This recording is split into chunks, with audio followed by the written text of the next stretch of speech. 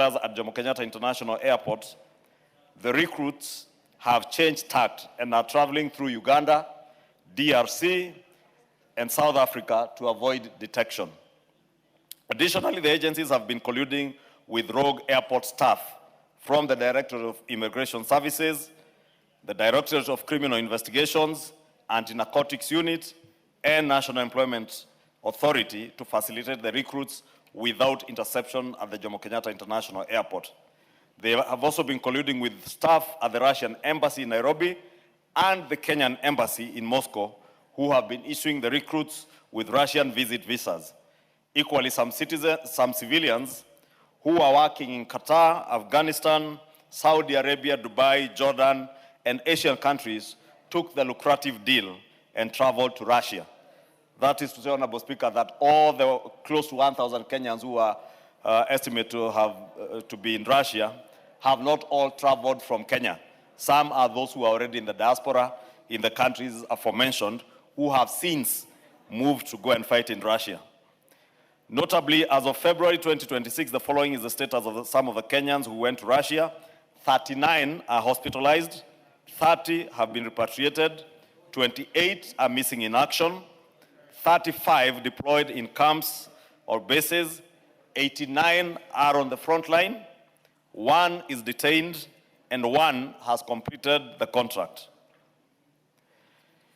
Global Face Human Resources Limited, a private recruitment agency located along Koinange Street in Nairobi, owned by one Festus Arasa Omwamba, and his number is given here. The agency is registered under a number that is given and was registered on the 15th of February 2024 and currently not accredited by the National Employment Authority. The agency has actively conducted recruitment drives in Kenya targeting skilled and semi-skilled youth for foreign employment, as in using the Kazi Maju initiative to present itself as a legitimate government-endorsed recruiter. The recruits depart the country on tourist visas to clandestinely join the Russian military. Their travel routes are through Istanbul and Abu Dhabi in the UAE, as mentioned. Several victims have returned to Kenya either maimed or having managed to escape from the war zone through the assistance of the Kenyan Embassy in Moscow. Majority of the recruited Kenyans indicated that they were made to sign contracts by the agency and an unnamed overseas employment support agency based in Moscow, Russia. Upon arrival in Moscow, they were taken to military camps, trained for 3 weeks, and subsequently deployed to the battlefields against Ukraine. They indicate that they have since shared intelligence with the Directorate of Criminal Investigations, who have since conducted a raid at one of the identified holding bases in Great Wall Apartments at the river on the 24th of September, where 22 victims, all aged between 24 and 38 years, were being held pending travel. They were under the care of a Mr. Edward Kamaugi Tuku and a Mr. Joel Mushiri Ngugi, alias Caleb. It was further established that Mikhail Layapin, alias Sagevich, a Russian national and holder of passport number given, is linked to Festus's trafficking activities. His social media presence under the handle at Mishayalpin identifies him as a founder of Mwaki Kenya and an African markets enthusiast.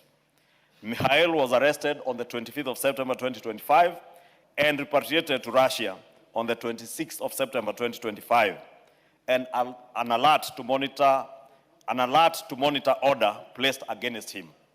That is to make sure that if he attempts to get into the country again, they will be able to detect.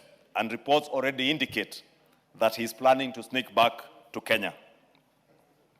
Inspo Care Health Limited, situated near Muthaiga Square along Thika Road, Superhighway, and Universal Trends Medical and Diagnostic Center, located near City Hall within Nairobi CBD, were being used to conduct medical examinations for the potential recruits.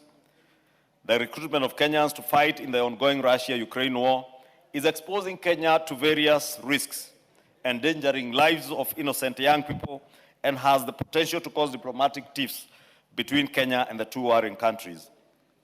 The National Intelligence Service will continue to share actionable intelligence aimed at mitigating risks associated with Kenyans seeking overseas jobs and they have already, as indicated, shared that with intelligence with the National Police Service through the Directorate of Criminal Investigations. And in the report that the DCI has filed, they have also collaborated what the National Intelligence Service is saying, that they indeed received intelligence in September of last year, and the DCI through the Transnational Organized Crimes Unit, TOKU, received that intelligence that Kenyans were suspected to be victims of human trafficking, were being held at Great Wall Garden, Mavoko Sub-County. They arrested the people named, and Honorable Speaker, during the raid, they also recovered 39 unsigned employment contracts, 16 passports belonging to the victims, 2 mobile phones belonging to the suspect, and a cook, 2 laptops, 1 HP printer, and a motor vehicle whose registration number is given, believed to have been used to transport the victims. Court orders were subsequently obtained to exploit the mobile phones and laptops, and analysis ongoing, and also to acquire M-Pesa and Airtel money statements that have since been received, acquire bank statements from Equity and KCB, and responses from the banks have been received by the Directorate of Criminal Investigations. Honorable Speaker, they say that investigations established that recruitment was conducted through an agency named Global Face Human Resources, just as the National Intelligence Service has collaborated. And the other agency that was found to be conducting similar recruitment is Talent Shepherd Agency, which is, again, just like the first agency, not registered under the National Employment Authority. Several brokers and agents were identified and are all under active investigations. On financial investigations, Honorable Speaker, 17 victims confirmed payments via M-Pesa and bank transfers amounting to a total of 975,800 shillings. Additionally, 3 returnees confirmed to have paid Kenya shillings 640,000. Total confirmed payments so far are Kenya shillings 1.615800 million shillings. Bank accounts belonging to Edward Kamau Gituku and Festus Arasa Omwamba have since been frozen. On investigations, again, they have established the role of Festus Arasa Omwamba, and that is a gentleman, the Honorable Member for Kilgoris furnished the House with last week. An investigation established that Festus Arasa Omwamba is believed to be the Kenyan-based mastermind and is associated with the other agents in Moscow. Festus organized accommodation, Russian bank accounts, and coordination with employers in Russia. Victims were promised bonuses ranging from Kenya shillings 910,000 to Kenya shillings 1.2 million shillings. Victims were required to open Russian bank accounts upon arrival. A stop order has been placed through immigration against Festus Arasa Omwamba. However, he has filed an anticipatory bail under High Court case number HCCR, miscellaneous case E110/2025 at Milimani High Court. The matter is scheduled for directions on 30th March 2026. The Office of the Attorney General is handling the case. On return victims or returnees, they say 3 victims were rescued to Kenya: Mr. Vincent Odhiambo Awiti, Duncan Moogi, Stanley Mongai Kamau. From their statements, Russian bank accounts were opened in Moscow. They underwent 9 days of weapons and explosives training. Only 9 days. They were deployed to active war front areas. One Kenyan, Eric Korinko, was shot and unfortunately lost his life. Others remain injured or missing in Russia. The pending actions is 1, arrest of additional brokers and agents. 2 is collaboration with Ministry of Foreign Affairs and Diaspora Affairs to trace victims abroad. 3 is recording statement of mentally unstable returnees. 4 is completion of forensic analysis of the electronic devices that they have obtained court orders as indicated in the report by DCI. And 5 is receipt of the pending bank reports. The name of Simon Ndiema Kitereswa has not featured in their investigations, but analysis of documents and intelligence continues. I think this Mr. Ndiema is the one the member for Kilgoris had asked about. On the challenges that the DCI notes, he says 2 medical facilities, Inspo Care Medical Center and Universal Trends Medical and Diagnostic Center obtained a High Court injunction restraining investigators from accessing victim medical records. Anticipatory bail application by Festus Omwamba is pending determination. The matter against Mr. Edward Kamau Gituku is active before Kahawa Law Courts and is scheduled for mention on the 19th of February 2026 for pre-trial conference and disclosure. And they conclude by saying investigations have established the existence of an organized transnational trafficking syndicate, recruiting Kenyan citizens under false pretenses and deploying them to active conflict zones in Russia. While significant progress has been made, investigations remain active, particularly regarding the arrest of additional suspects, forensic analysis of digital evidence, rescue of victims already trafficked, resolution of legal barriers affecting evidence collection. Your continued support and interagency cooperation in this matter is highly encouraged and recommended. Honorable Speaker, if you listen to those 2 reports, both by the National Intelligence Service and the Directorate of Criminal Investigations, clearly they seem to be on top of the game and have been able to track the agencies that are recruiting Kenyans. But notably, Honorable Speaker, is what they mentioned, that there has been collusion between officers from the Directorate of Criminal Investigation, the Directorate of Immigration Services, and the National Employment Authority. And I think, Honorable Speaker, what I would urge that you direct is, one, that the ministries concerned, the Ministry of Interior, State Department for Immigration Services, must be able to pinpoint who are these particular officers and hold them to account. The same with DCI. They must be able to hold to account those officers who are colluding with criminals. Same with the National Employment Authority. And also, more telling is a collusion by officers at the Russian embassy and the Kenyan embassy in Moscow. Our ambassador in Moscow must be able to identify the officers within the embassy that may have colluded with these criminals to facilitate the travel of innocent Kenyans to be able to go and work in the front line in a battle area. And Honorable Speaker, you know, government offices are not to be used for criminal activities. And therefore, our embassy must be beyond reproach. It must be the place where Kenyans in that country or anywhere in the vicinity can seek refuge. But it can't be a place that a few officers within the ministry facilitate criminals to lie to innocent Kenyans who may not know the circumstances that are there in Russia.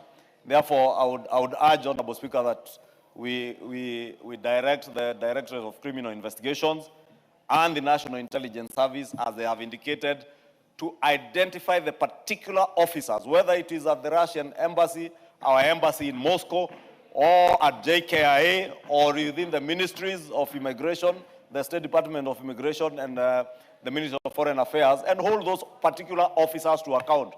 Because they have made other Kenyans lose lives, others suffer in a battlefront. And of course, the emotional turmoil that the families of these young men, and I presume they're all young men, young men who have gone to Russia are going through. And we watch them every day, Honorable Speaker, on national TV, families crying out. To Honorable Speaker, is to ask the State Department for Immigration to be more vigilant. Because you see, when JKIA is closely monitored, you hear now they have moving through South Africa, Uganda, and other neighboring countries. And that explains, Honorable Speaker, why you see a number of the victims, many of them are from the western part of Kenya, because of the proximity of the border to Uganda and the other countries on the west of our country, where they can now get through, even those who are going to South Africa, to be able to leave the country. Lastly, Honorable Speaker, let me take this opportunity to urge Kenyans. Please, the National Employment Authority portal or website details which agencies are licensed. Whenever anybody seeks to recruit you for kazi maju, confirm with the National Employment Authority website on their portal, or just place a call to them and confirm whether that is a legitimately licensed agency. Because if you are recruited by an agency that is licensed, then the NEA is able to follow up with that agency. But if you go to rogue agencies, then they will call you, they will take your money, as you've heard, Kenyans have lost their money, and they will take you to those battlefronts. But those that are legitimate under NEA will never take you to battlefronts. They will take you for legit jobs or legitimate jobs abroad, or what is called kazi maju. And I have seen the Cabinet Secretary for Labor, the Honorable Mutua, in many occasions explain to Kenyans how to go about getting kazi maju. And it is never through these rogue agencies. So please just go through the NEA portal and use those legitimate agencies as you look for jobs outside the country. Otherwise, many people will take advantage of you, and you may end up in those battlefronts, end up getting maimed, hospitalized, like those 39 who are said to be hospitalized in Russia, or even lose your life. And that will leave your family and many of us in this country with a lot of emotional turmoil.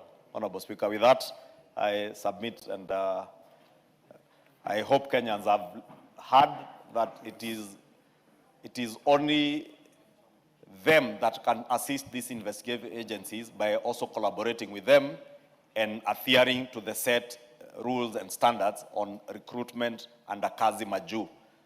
Don't go to rogue agencies. Don't confirm with the ministry, either of Foreign Affairs or the Ministry of Labor, whether the person recruiting you is licensed and whether the jobs that they are promising you are actual jobs. Because many of these young people have been promised security jobs.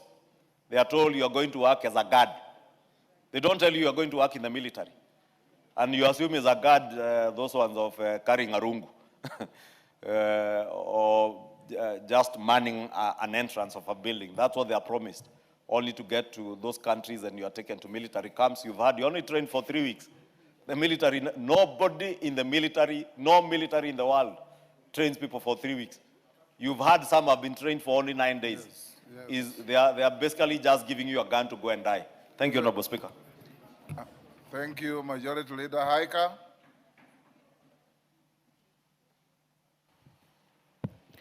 Thank you, Mr. Speaker. While appreciating the report of the Majority Leader, Mr. Speaker, these are issues that come to our committee each and every day, Mr. Speaker. I have had a chance to sit with NEA severally on the same matter of rogue recruitment agencies who continue to exploit our Kenyans each and every day, Mr. Speaker. And the answer they give us that they have blocked, most of them have already been blacklisted, but somehow, somewhat, you find there are so many other rogue agencies out there who continue to exploit Kenyans each and every day.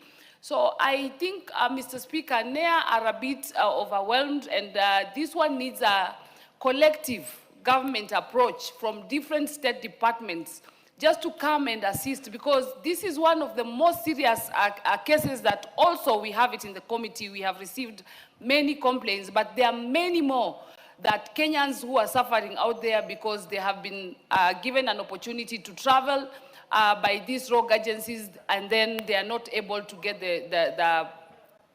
the services that they went to do. Some of them have been taken to go and work, and only to realize that there are no jobs. They get there and they get stranded. Some of them pay and they never get there. Some of them get to many countries and they get to get mistreated and they never get help. So I'm happy that we are discussing this. All of us are taking keen interest on this because Kenyans really need to get hope.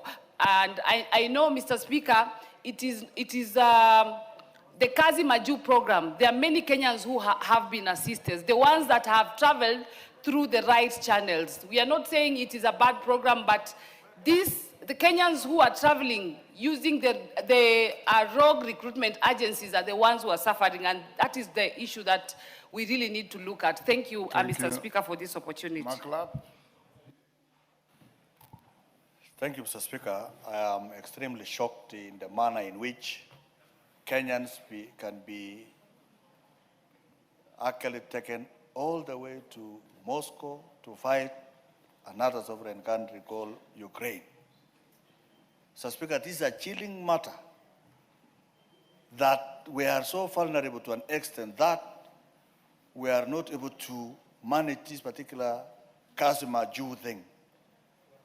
The DCI now and the NIS need to go with swift to interrogate all these agencies that pretend to take labor outside this country. It is now upon our government to look back the same Kenyans who went to fight Ukrainians to come back and work in Kulalu farms, to work in Takwel farms, create opportunities for them so that they can work in their country. So, Speaker, to an extent where they go through Uganda or South Africa because of desperation of jobs that are not known is a serious matter. I also take this opportunity to call out parents and community leaders, the Nyumba Gumi. If a parent does not see his son for 2-3 weeks, does not come home, or says he wants to go to Jew, ask yourself, where is your son going? Because this is a serious matter that we must begin from parents to government to agencies that do investigation so that we can protect the sovereignty of this country, the people of Kenya, being butchered or murdered in areas that they do not know. Thank you. Even receiving training for 3 weeks, Mr. Speaker, even bandits receive training for more than 2 years. These ones receive training for 3 weeks and they know how to draw bombs. Is that from your experience? Yes, Majority Leader. Honorable Speaker, there are things you say and your national TV. How did the Honorable Member for Baringo North know how long it takes to train a bandit? He needs to substantiate and tell us how did he know how long it takes to train a bandit? Has he ever trained one? Speaker, I have never trained a bandit. If anything, we have seen people doing banditry for many years, and today, Mr. Speaker, I want to report to you that there is no more bandits. They have been finished, and the people of the North Rift are peaceful, and I am now the bishop of everybody around that area.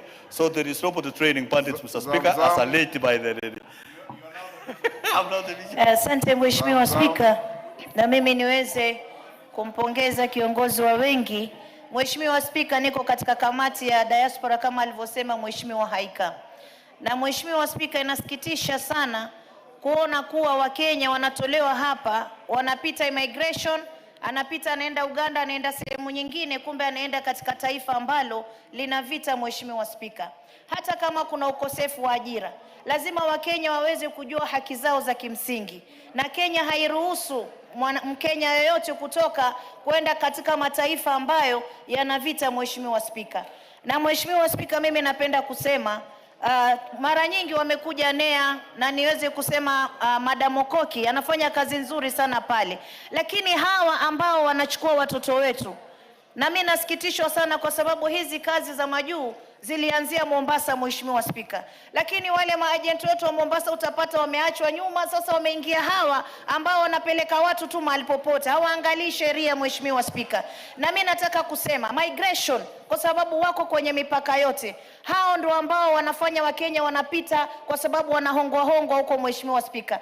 lazima migration waangalie kama NIS, hao ndio wanakuja kuvet hawa agencies. wanawaveti vizuri, siwezi kuwalaumu, lakini yule ambaye yuko kwenye mipaka, yuko airport, anaruhusu vipi Mkenya atoke Kenya kwenda Russia kwenda kupigana? Na kisha niulize, serikali ya Russia inawezaje kuchukua Wakenya bila kufuatia serikali? Masuala ya vita, masuala ya wanajeshi lazima wapite kwa serikali, wajue kuna maelewano ama hatukubali tuachane na wao. Kwa hiyo Mheshimiwa Spika, mimi napinga hii sana, na nataka nimwambie na nizungumze na NEA, niseme waangalie wale maagent walikuwa zamani, walikuwa very focused, sasa hivi wameachwa hivyo, hao wameingia wakora wote wanyang'anywa vibali vao. Manake kuna mpaka wale ambao wana certificate wako registered, Mheshimiwa Spika, bado wanafanya mambo haya. Wakenya ndio hawana kazi, lakini tuangalie kazi ambazo zinakuja, kazi za maana, kazi nzuri ambazo ziko katika mataifa ambayo hayana vita, watoto wetu waweze kwenda. Asante sana Mheshimiwa Spika. Wamshomba.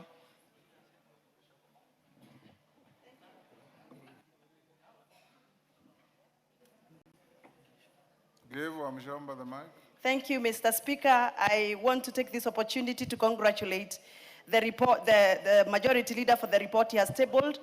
Indeed, it is very clear, Mr. Speaker, that our people are really vulnerable, and we understand the need and the desire for them to improve their livelihoods through looking for jobs. But Mr. Speaker, a week ago we saw the same kind of exploitation.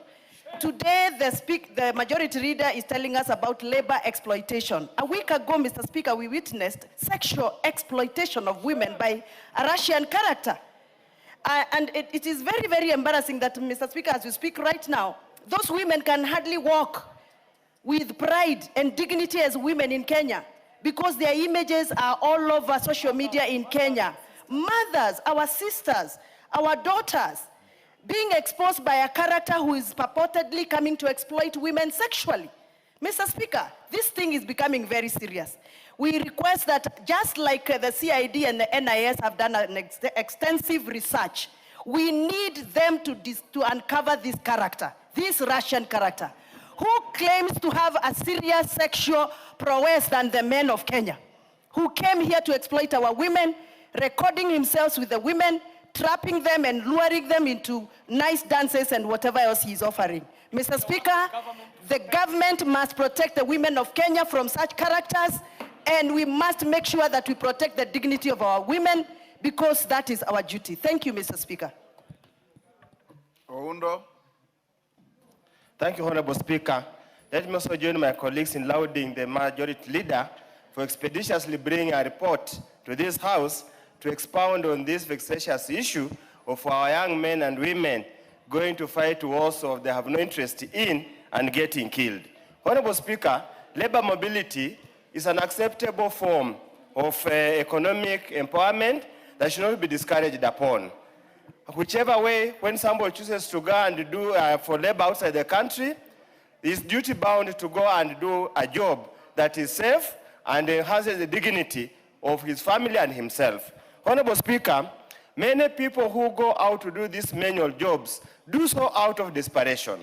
If you listen to the Conference of Catholics, when the Catholic bishops on the Lenten campaign program, they have detailed very desperate situations that are literally driving families into depression and to do anything that can save them life. Honorable Speaker, as a country, the only way we can save ourselves from this situation is to continuously build this economy so that each and every Kenyan can have a job to do, so that those who go out of this country do so out of luxury or to improve their skills and get better skills. I just want to urge the government executive to get to the root of it and clearly stop this mess because it's going to be costly, embarrassing. As I conclude, Honorable Speaker, and let me pick up what Honorable Mchomba has said, and the Honorable Jared has told me as he was leaving, it's double tragedy for Kenyans.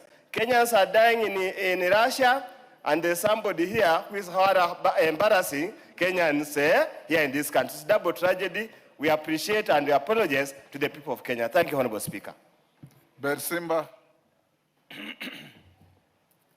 Asante sana Mheshimiwa Spika kunipa fursa na mimi nipenyeze sauti yangu kwenye hili swala la Wakenya kwenda kuuawa katika nchi ya ugeni. Kwanza Mheshimiwa Spika, mimi nitatoa lawama langu kwa idara mbili, idara ya uhamiaji na idara ya ujasusi.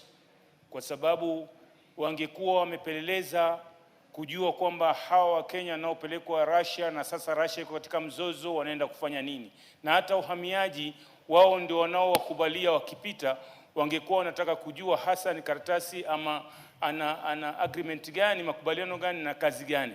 Na hatari yake ni kwamba hapa kweli kuna shida ya kazi, na si Kenya peke yake, ni ulimwengu mzima. Lakini hapa kwetu kidogo wanaona kama hawamekata matumaini. Ni sisi tuweke matumaini kwamba wao wawe wanajua kwamba hata hapa watapata ajira ili waweze kujiendeleza maisha yao. Hatari yake, Mheshimiwa Spika, naosema kwamba ninalaumu ujasusi na uhamiaji. Wale wakienda kule, tunasikitika kwamba wanapoteza maisha yao. Lakini kesho Mungu akiwasaidia pengine kule, si lazima ukienda paka ufe. Unaweza kwenda na ukamaliza na ukarudi. Wakati wamerudi na wamepata ujuzi wa aina tofauti na waje wakae hapa hawana kazi, hii taifa litakuwa namna gani? Ndio maana nasema ujasusi kama wako wachache lazima waongezeke, ili kusudi wachunguze kila menendo ya mambo yanavyoendelea kwa usalama wa taifa hili. Kwa hivyo Mheshimiwa Spika, ni kwamba tuwe makini ili kusudi watoto wetu wasiende kupoteza maisha yao nchi za ugeni. Asante sana. We'll stop there on this. Majority Leader, those were all positive comments. They don't require your rejoinder. Elachi. Thank you, Mr. Speaker. Mr. Speaker, I rise to request for a statement regarding delay in provision of emergency treatment under the Social Health Authority. Honorable Speaker, pursuant to the provisions of Standing Order 42C, I wish to request for a statement from the Chairperson of the Departmental Committee on Health regarding the delay in provision of emergency treatment under the Social Health Authority. Honorable Speaker, in January 2026, 3 teachers, namely Ms. Faith Dunge Nguma, Jacob Mwadhi Kingo, and Mr. Nicholas Omondi Arema, tragically succumbed to injuries sustained following an accident that occurred outside City Primary School in Nairobi County. The deceased passed away due to delayed access to medical treatment occasioned by lack of funds required for admission. Notably, teachers across the country contribute towards the Social Health Authority Fund and are therefore entitled to timely and adequate medical care under the scheme. This unfortunate incident has raised grave concerns among teachers regarding the efficiency, responsiveness, and operational preparedness of the Social Health Authority (SHA) in handling emergency medical cases involving active contributors. Honorable Speaker, it is against this background that I request for a statement from the Chairperson of the Departmental Committee on Health on the following.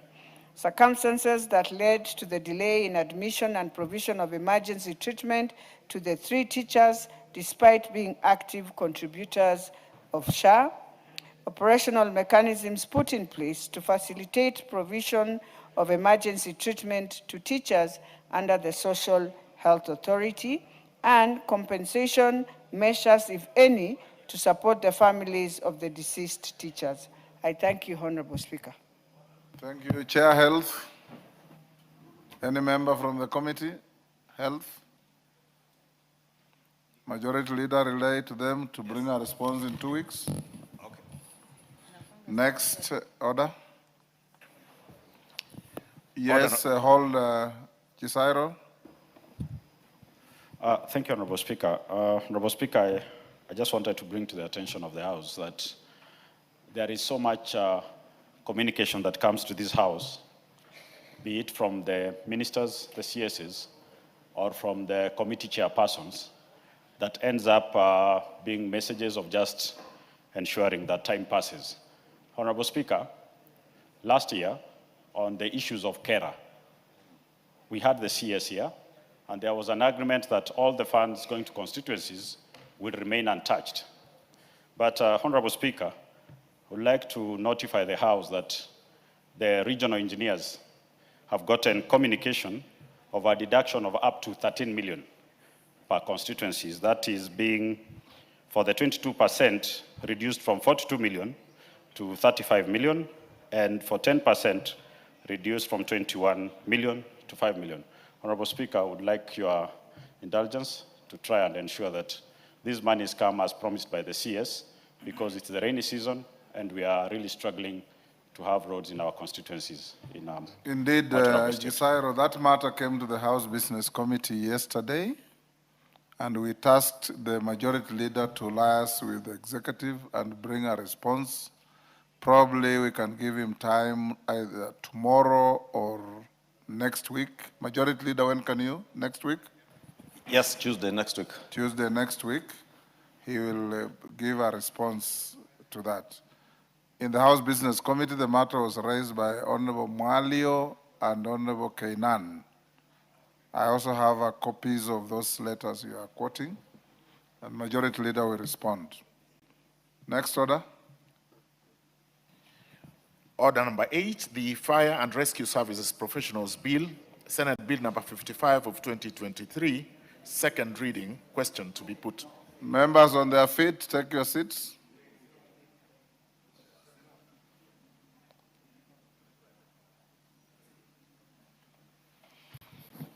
Honorable members, will now put the question at order number 8, which is that the Fire and Rescue Services Professionals Bill, Senate Bill number 55 of 2023, be now read a second time. As members of that opinion say aye. Will those of the contrary opinion say nay? Nay. The nays have it. Next. Order number 9.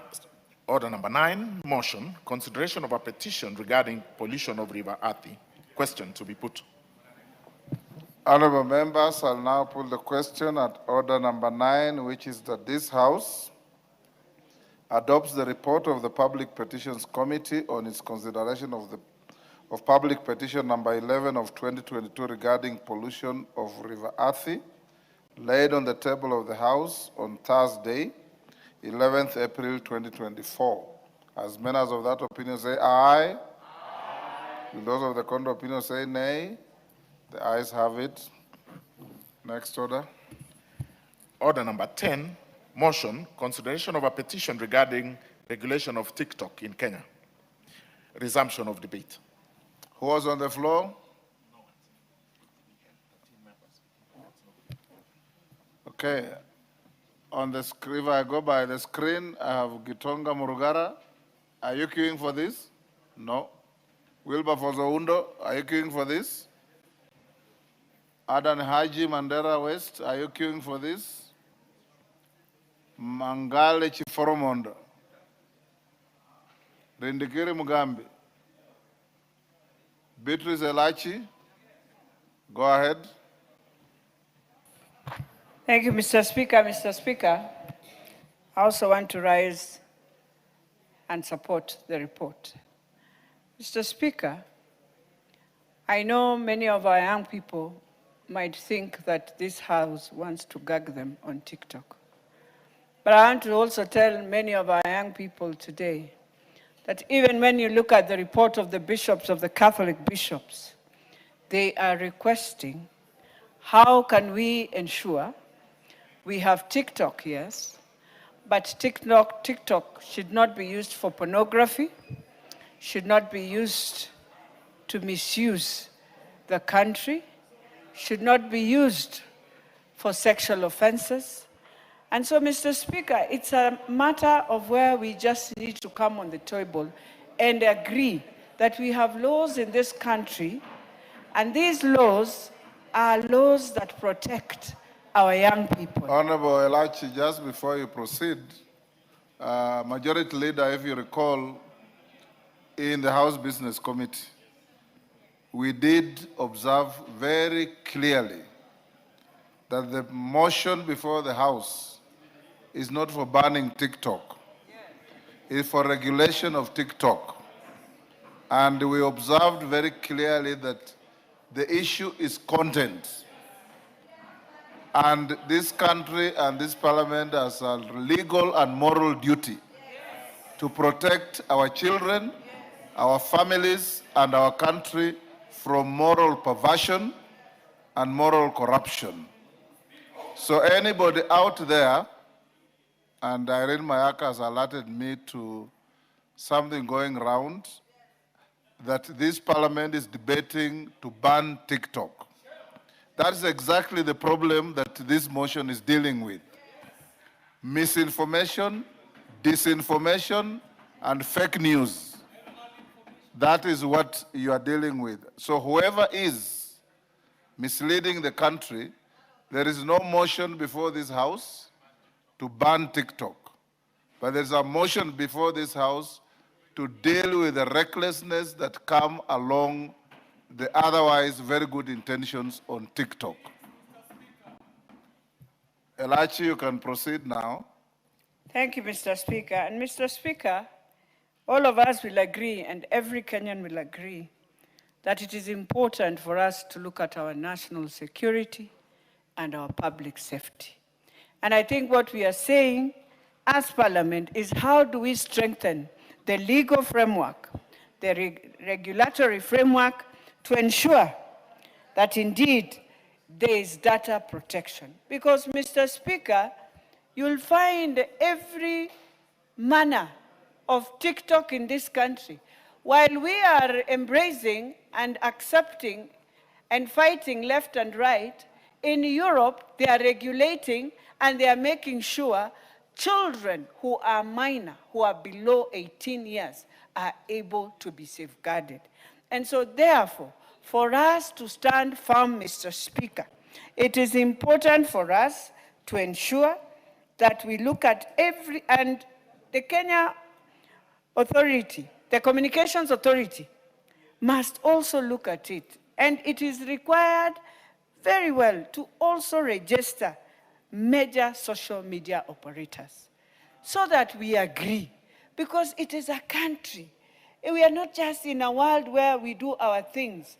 If we don't have order, we will find ourselves with many challenges. So I want to plead to the young people, what is safe for your sibling who is in the house, who is young? What is safe? What would you love them to see that is good for them? Because you might be an adult, you are able to see. Mr. Speaker, when you look at all the TikToks we've allowed, it has become it's an advertisement platform, yes. Can be used very well to do very many good things for the country. But at the same time, it cannot be an advertisement platform where at night I put it on and decide now it is my time to do all the pornographies that I will want, and yet you know very well tomorrow that same space, any person can still find it. So we are just saying, let us regulate.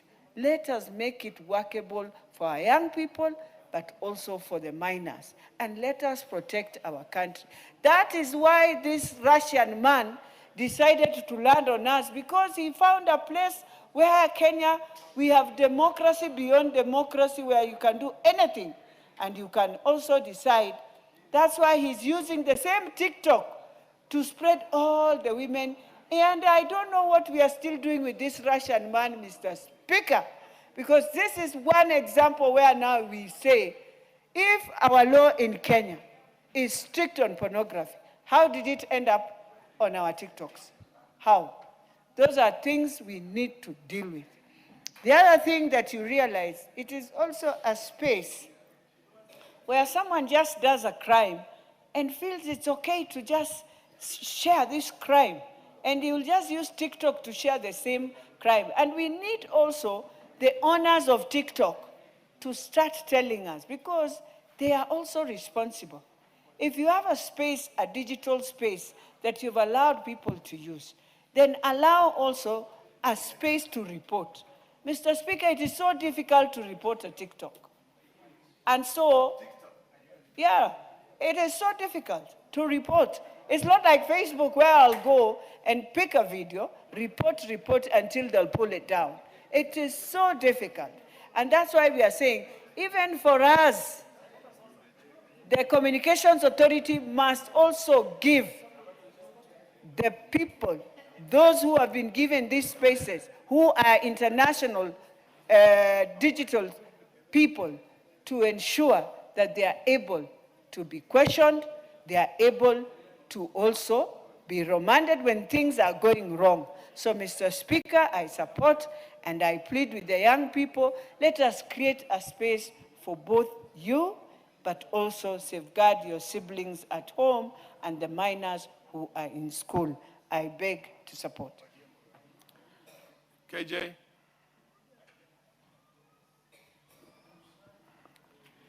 Mr. Speaker, I thank you. And I do stand here well cognizant of what direction the chair has given on this debate. That, Mr. Speaker, this debate does not hinge on a banning.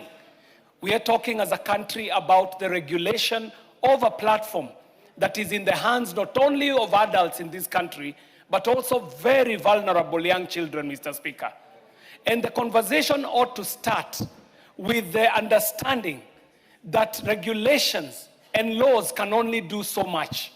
That even families, parents, teachers, older brothers and sisters also have a place in this debate, Mr. Speaker.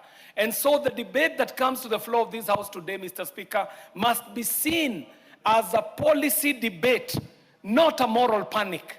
Kenya is not in any moral panic, but we must have a conversation around the policies that speak to this technology that is taking us into the fourth industrial revolution and beyond, Mr. Speaker. We also all must remind ourselves that some of these applications are not engineered. They're not made in this country, Mr. Speaker. And so when you get onto a platform and start working with algorithms that are set by somebody out there, the algorithms could be set for pushing marketing, Mr. Speaker, for pushing business, and in the same time, not conscious to the African traditional values that we answer to, Mr. Speaker. And Mr. Speaker, my point is that one, regulation must protect without strangling innovation. That these innovations are useful for a time such as this, Mr. Speaker. That when we talk about this fourth industrial revolution, we are cognizant that it is driven by innovation, Mr. Speaker. So that even as we debate about these emerging technologies, we ought to remind ourselves that they are here to support enterprise, to support human development, to support education, but at the same time, Mr. Speaker, they must be sensitive to the human component, Mr. Speaker.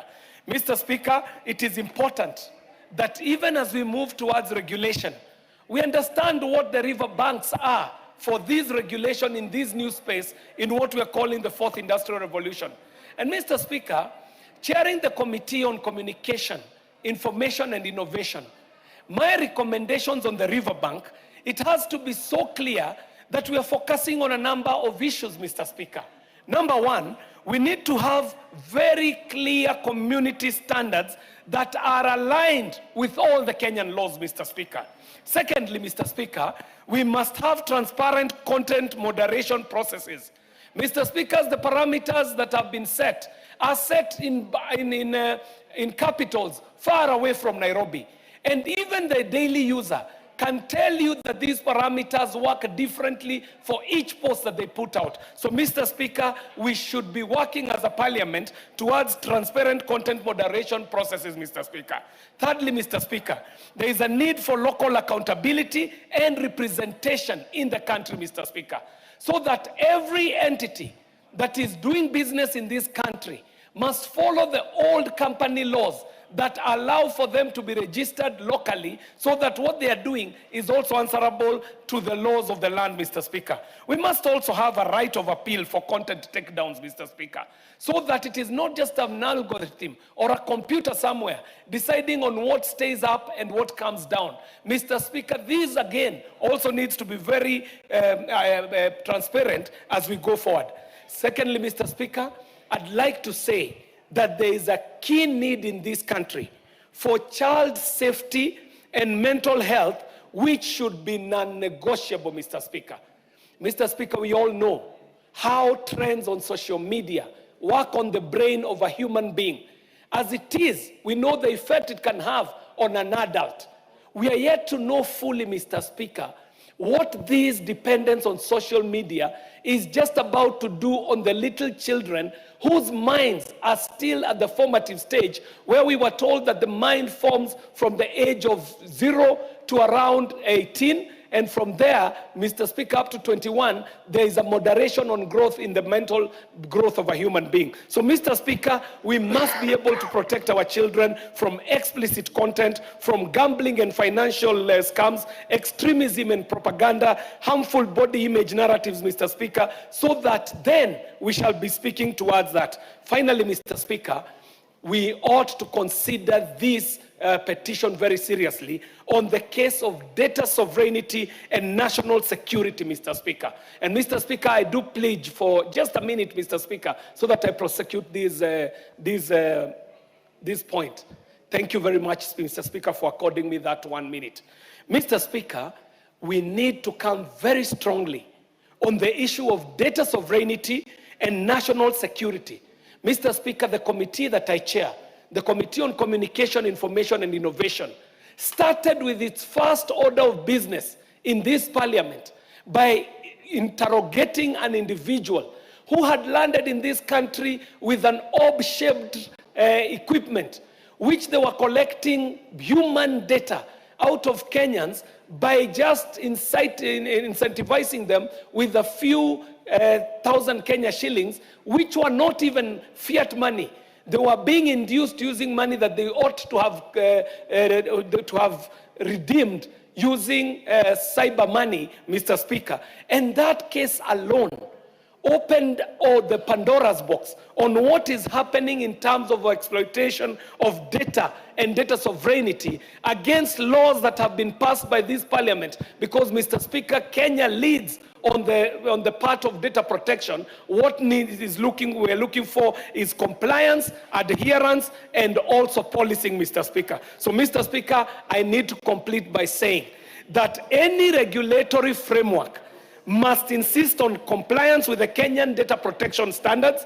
It must be clear disclosure of cross-border data transfers, and it must also speak to the cooperation with Kenyan authorities in lawful investigations. And I want to thank Mr. Bob Ndolo profusely for bringing this to the floor of the House so that we can have a conversation that is fit for a time such as this. That even as Kenya walks into the new land that is digital, we also must protect our people, our children, our women, and the entire populace, Mr. Speaker. And I do thank you, and I support with those very pointed support points that can be fed into this petition, so that as we are prosecuting it as Parliament, we will be very sensitive to what already we have done as a Parliament. I thank you, Mr. Speaker.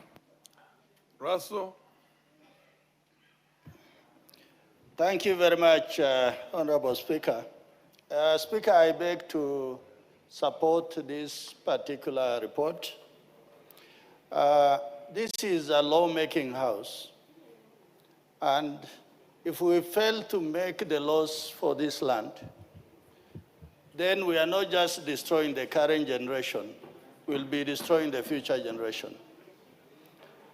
The attempt of this particular bill in the report is to regulate.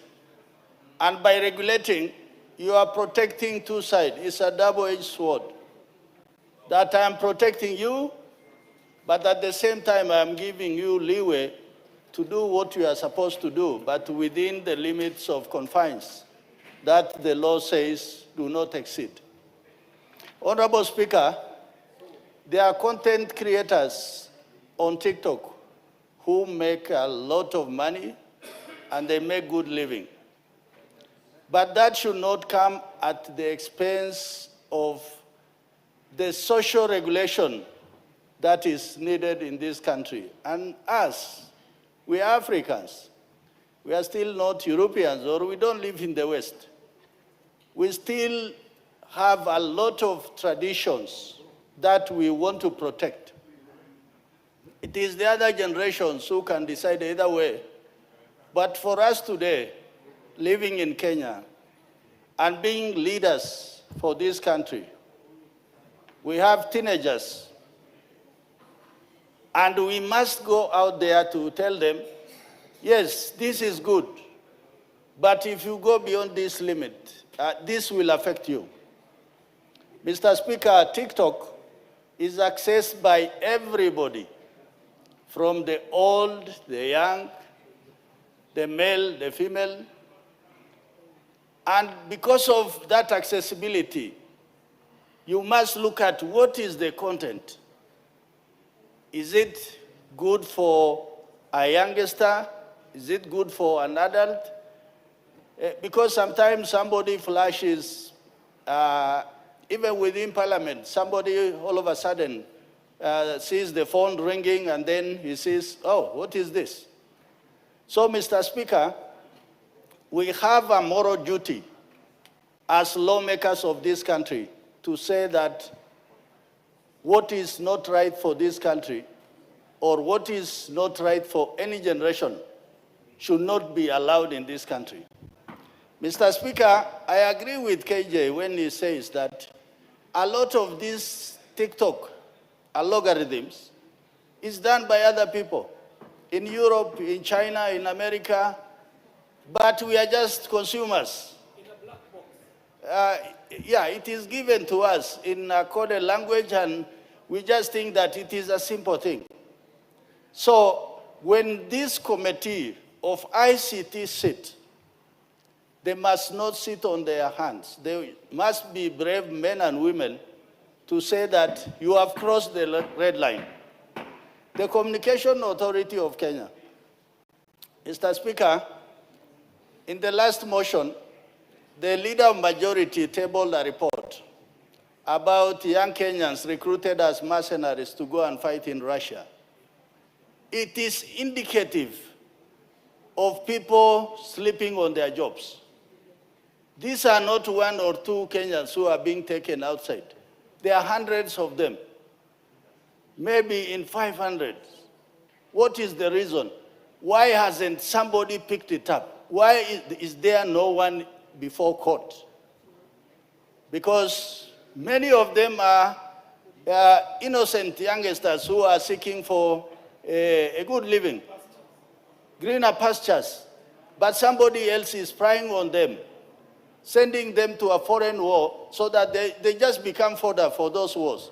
So for that reason, Mr. Speaker, even this TikTok, those organizations that are watchdog for the country must not sit on their hands, must put their hands on the button to say, no, you have crossed a red line. With those remarks, thank you, Mr. Speaker. Asante sana Mheshimiwa Spika, na mimi niweze kuchangia masala ya TikTok. Mheshimiwa Spika, vijana wengi hata naona kwenye mtandao wamepeleka habari ambazo sizo, kuwa bunge hili linataka kuban kabisa TikTok. Mheshimiwa Spika, nataka ifahamike kuwa huo ni uongo, na jumba hili linataka kuweza kuweka mikakati ya kuweza kuhakikisha kuwa TikTok inatumika vizuri. Mheshimiwa Spika, Mheshimiwa Spika, ni vijana wengi tu ambao wanapata ajira pale, wanapata senti zao pale, na wanaweka content ambao ni nzuri sana za kuweza kuwasaidia na kuingiza kitu kidogo. Mheshimiwa Spika, tumeona vijana wengi wanafanya biashara, bidhaa zao, na hata sisi kama wabunge tumekuwa tukinunua kutoka kwao bidhaa zao. Mheshimiwa Spika, ambayo ni kitu kizuri sana. Mheshimiwa Spika, lakini pia kuna wengine ambao wanaitumia TikTok vibaya. Mheshimiwa Spika, utapata mama ya mtu pengine amewekwa uchi kwenye TikTok, anachekwa, mtu ampigwa picha bila kujua, bila idhini yake, imetumika kutumia content ambao si nzuri. Mheshimiwa Spika, na watoto wadogo wakifika pale wanakutana na picha na video ambazo ni za kutamausha sana, ambazo zinawaharibu pia akili zao. Mheshimiwa Spika, kwa hiyo mimi nataka niwaambie vijana wa Kenya, sio kuwa nyinyi mnanyimwa kutumia TikTok la, lakini nataka iwekwe mikakati ambayo kwamba mtatumia TikTok vizuri ili muweze kujifaidi na kuendeleza maisha yenu. Mheshimiwa Spika, lakini Mheshimiwa Spika, ikumbukwe kuwa China mpaka wa leo wameban kwao TikTok kwa sababu walijua ina madhara gani. Mimi ningependa niseme taifa hili, kabla tungekuwa tumeanza kutumia TikTok, ingekuwa tumeweka mikakati. Umeona sasa, ndio kwa hivyo unaona sasa hivi vijana wanaanza kubabaika, wanaona kama ajira zao zitapotea, lakini sivyo hivyo. Ni mikakati ya kuweka sheria ya kutumia TikTok vizuri. Tumeona watu wanawekwa kwenye masanduku majeneza kwa wamekufa, mtu mwingine ambaye hana ufahamu anaanza naye kupeleka hiyo information kuwa fulani amekufa wakati ambapo ni urongo. Mheshimiwa Spika, kwa hiyo mimi kama mama Nimeona mengi sana kwenye TikTok, nimeona watu wanatukana na matusi, wengine wanaweka live wanatukana na matusi mabaya, hata watoto wakipatikana na simu, akiangalia anaona vitu ambavyo sivyo, Mheshimiwa Spika. Lakini pia nimeona wengi ambao wanafunza masala ya herbals, masala ya mambo mazuri sana katika jamii, Mheshimiwa Spika. Kwa hiyo sisi wale ambao sisi tunaangalia kuweza kutoa zile content ambazo ni mbovu, ni wale ambao wanatumia TikTok vibaya. Na Mheshimiwa Spika, hii taifa inaongozwa na sheria, ambao sheria ilipigiwa kura na Wakenya wote, Mheshimiwa Spika, na lazima sheria ifuatwe hata kwenye mitandao. Kwa hiyo mimi nataka niseme TikTok imetoa ajira, ndio TikTok imesaidia wengi, na kama alivyosema ndugu yangu Kiare, imekuwa na msisimko mkubwa kwenye jamii ambao imesaidia vijana wengi na hata watu wazima, hata sisi kina mama, hata sisi wabunge hapa tunatumia TikTok kuweza kupeleka information kwa watu wote ama kwa jamii ambayo inatuangalia kutokana na social media. Lakini ni lazima tujue message gani ambayo inatoka kwa TikTok kuingia kwa wananchi. Ni lazima tujue who is behind this TikTok ambaye anaitumia vibaya. Wengine hata hizi kazi mnasikia za wanajeshi ambao wanaenda Russia, Mheshimiwa Spika, wengine wamepata tu pale ndani ya TikTok. Mtu anatumiwa message, anakimbia mbio, anavushwa na Uganda nini, mara akianza kulia kuwa anateseka kule, hayo masala yanaregeshwa kwenye jumba hili, sisi kama wabunge na serikali inaanza kulaumiwa. Ndio maana sasa kama serikali lazima tuweke mikakati ya kuweka sheria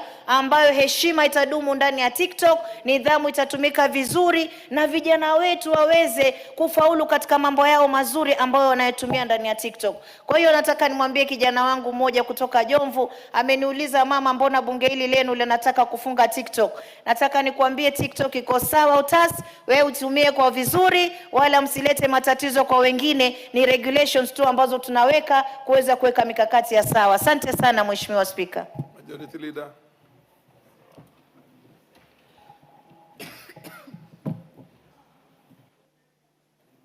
Thank you, Honorable Speaker. Honorable Speaker, I rise to support this motion for adoption of this report by the Petitions Committee. And to re-emphasize, Honorable Speaker, the motion is to regulate the content on TikTok and other social media platforms. Because TikTok is one social media platform, Honorable Speaker, but there are many social media platforms. Honorable Speaker, also to point out to what the Speaker alluded to, that indeed part of what we seek to address, and I must thank Bob Ndolo, is it Ndolo? KJ? Bob Ndolo, who was a petitioner in this matter, because he's a very spirited Kenyan and one who values our nation and its young people. Because even for him to garner the courage to petition the House to put measures to regulate these social media platforms, including TikTok, is because I believe I don't know him, but I want to believe he's a parent. And any parent in Kenya, any person who cares about the children of Kenya, any person who is either a religious leader or believes in religion and God, knows that there is indeed a lot of perversion out there, most of which is being spread on these social media platforms. Again, Honorable Speaker, many countries around the world, and we have always given the case example of Australia, where they have even regulated on age limit access to some of these social media platforms, including WhatsApp, Telegram, Instagram, and this TikTok, Honorable Speaker. In this information age, misinformation, disinformation is now a daily thing.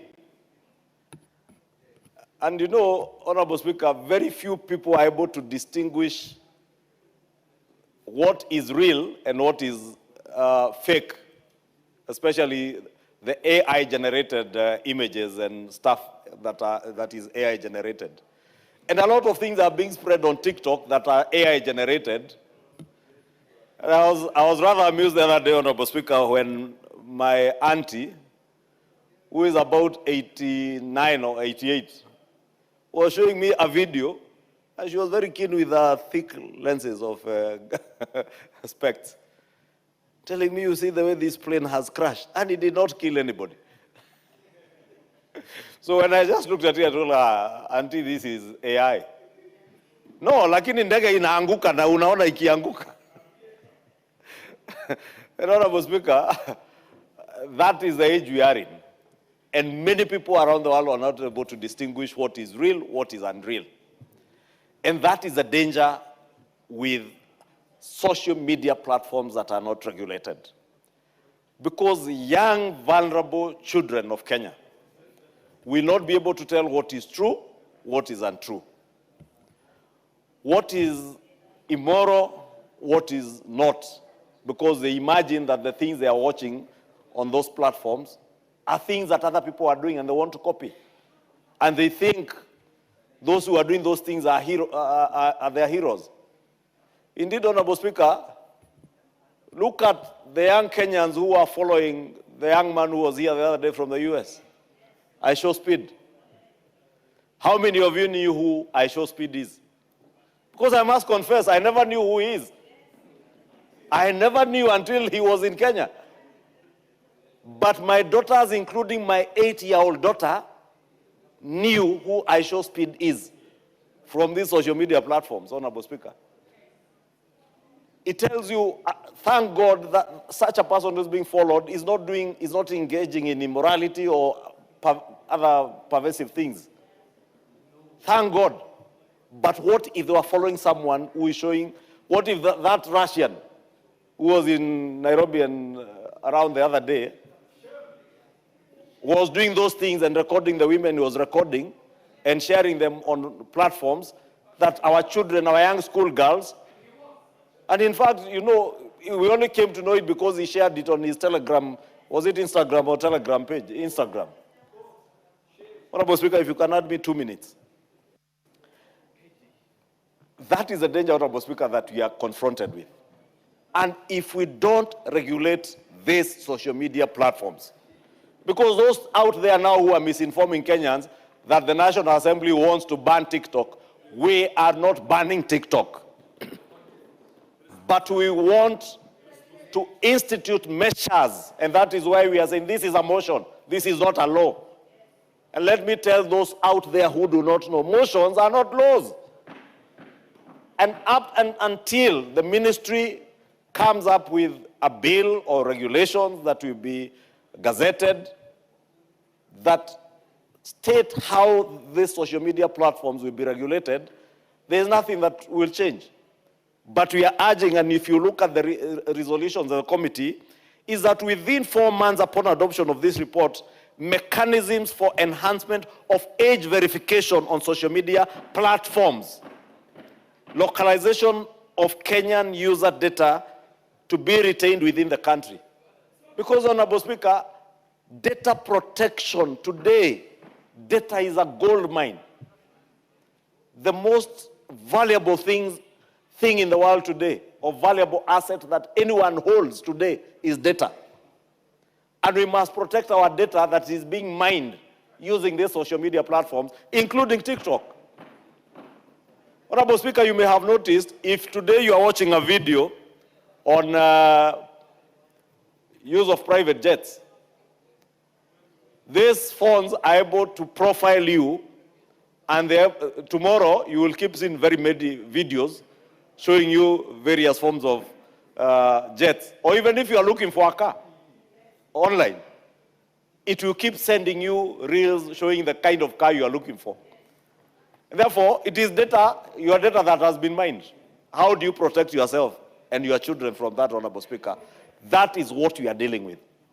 And Honorable Speaker, people are earning from your data. And all of us. Therefore, we must protect. The other thing we are saying is to ensure that 4 months upon adoption of this report on digital literacy programs to create awareness on data privacy, processing and storage and community guidelines by social media platforms, including TikTok, Honorable Speaker. Therefore, let it be clear, we have no intention to ban TikTok, but we have every intention and we have a moral obligation and national duty that we owe to ourselves, to our children and even to God, who has bestowed us with the ability to raise children, to protect them, Honorable Speaker. We have that national duty to regulate the content that is on all social media platforms, including TikTok, Honorable Speaker.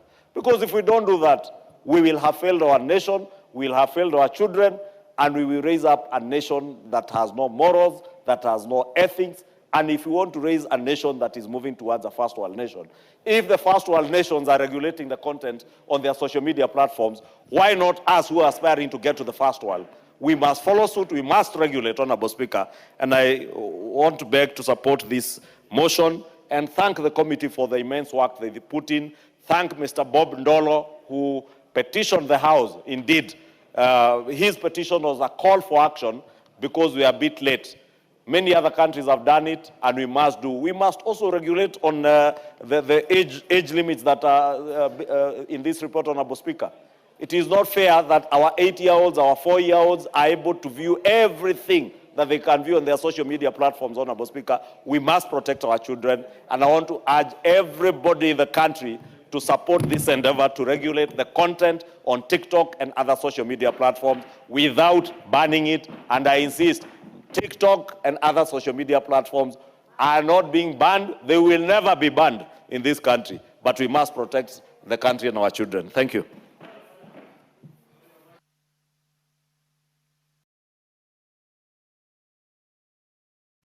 Madam Gladys Sholei.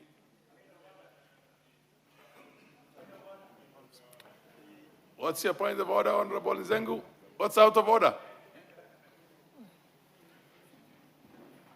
Honorable Speaker, I stand on standing order number 97, noting that this debate started yesterday and members more or less were saying the same thing. The message is the same. I wanted to beg the House that we terminate the debate, considering the fact that there are other items on the order paper, and we have allowed a motion of interfering with today's business. Order, Honorable Nzengu.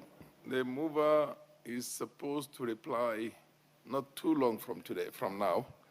And the chair also has a duty to protect the minority that wants to be heard. Proceed, Madam Sholei.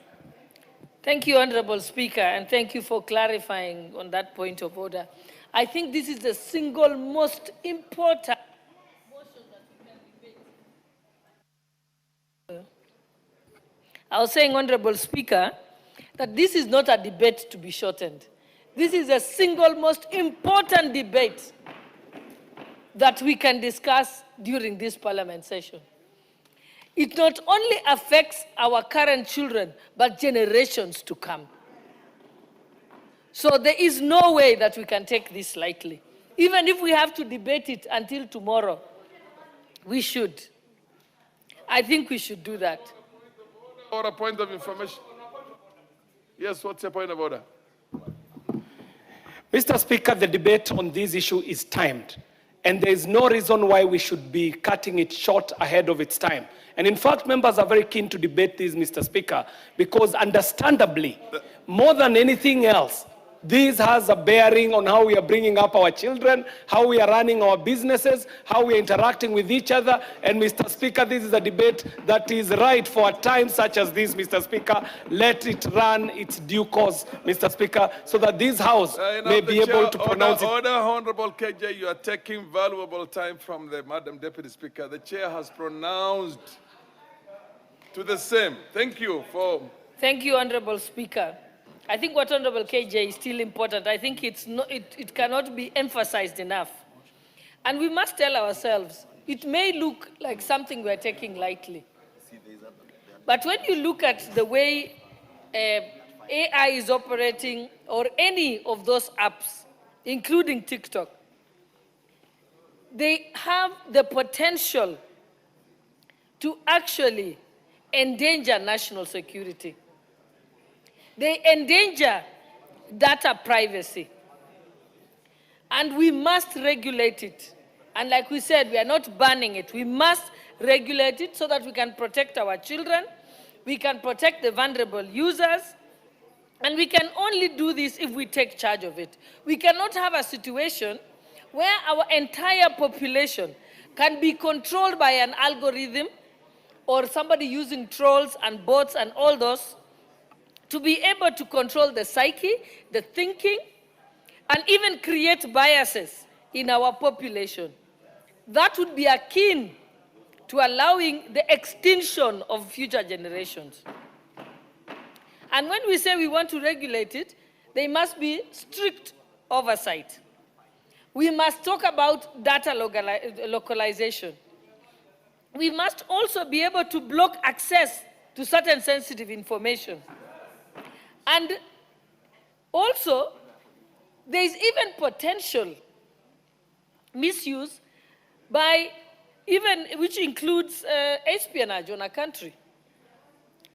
It can also track the location of your population, including those who have sensitive information. For example, our army, our police, our intelligence service, even the movements of our military.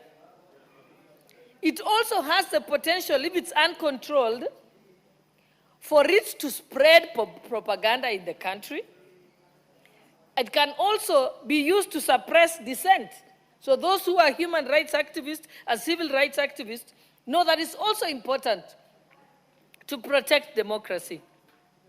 It can sway public opinion. It can allow a foreign country or a foreign agency to mislead and control the minds of your population. It is more dangerous than a full-fledged war against a state.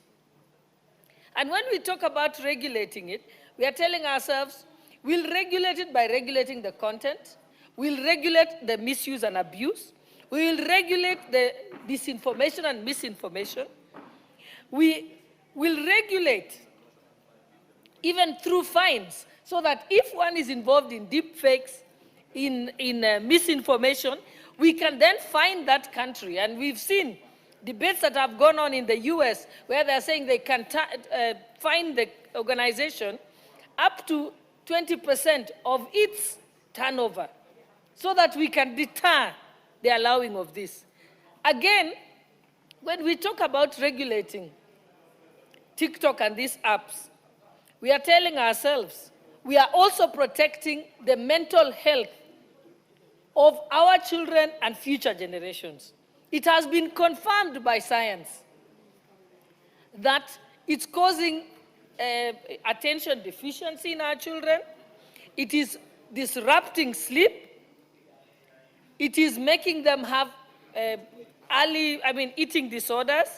Some of them have even been involved in harming themselves because they've been psyched that they should be a certain way, behave a certain way, go to certain places, look at themselves in a certain way. And this has caused children to have self-doubt and to not have self-esteem. Hence the reason why we said some suicides have been related to these social media applications. Also, and this debate is not just happening in Kenya. It's happening in Denmark. It's happening in Australia. And even not so long ago, the US Supreme Court upheld the regulation of these apps by the country. It said that the country or the nation has a constitutional right to protect their citizens from being controlled by such applications. But we are not saying that some of these applications are not good. They are good and can be used for good. They can be used to promote better farming activities. They can be used for teaching. They can be used for spreading certain national values and so on. But it can only, the beneficial use can only be realized if we stop and regulate the misuse and the abuse of it. And in closing, I'd like to say, anybody can look at what happened in Romania last year. In Romania last year, 2 persons who were the winner and the runner-up of presidential elections and who declared that they spent no money on the election had thousands and millions of TikTok accounts, which were controlled from a foreign country. And in fact, because the algorithm they had was able to manipulate the minds of people, they were elected against a political party that had been around for more than 40 years. It just tells you the power that this has on our people. And when people were interviewed and asked, do you know this person? Have you ever met them? Have you ever heard them speak? They said no. They just were seeing it on TikTok that was flooding. So if people are in a farming region, allow her to and those who are in farming regions, they were getting messages that were skewed to catch their attention. If people were in the city, they were getting messages that were skewed to that. It was so bad that that election had to be nullified. And the entire European Union rallied behind Romania.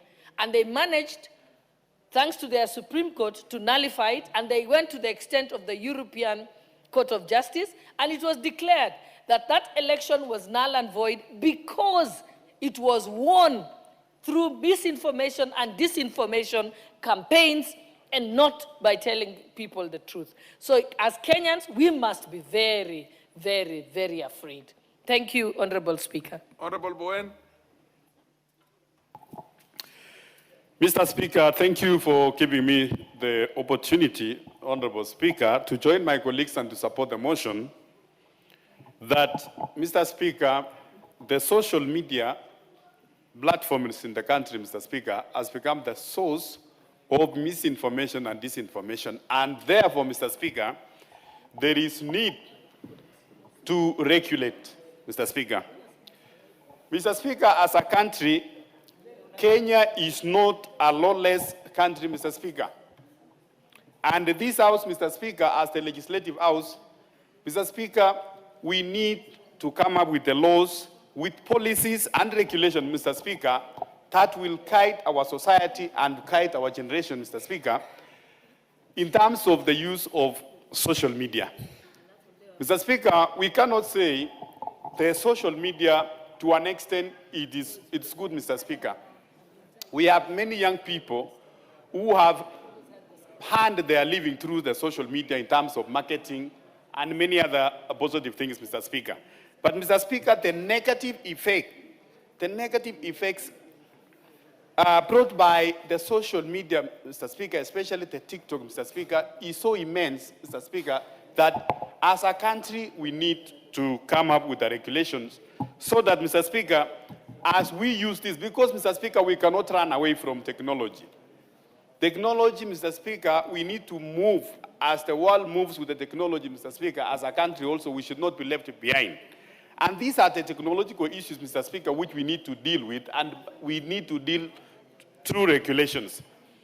Mr. Speaker, if you check many of the content you see in TikTok, Mr. Speaker, and you know, it exposes our young people, the school-going children, Mr. Speaker, to very bad things.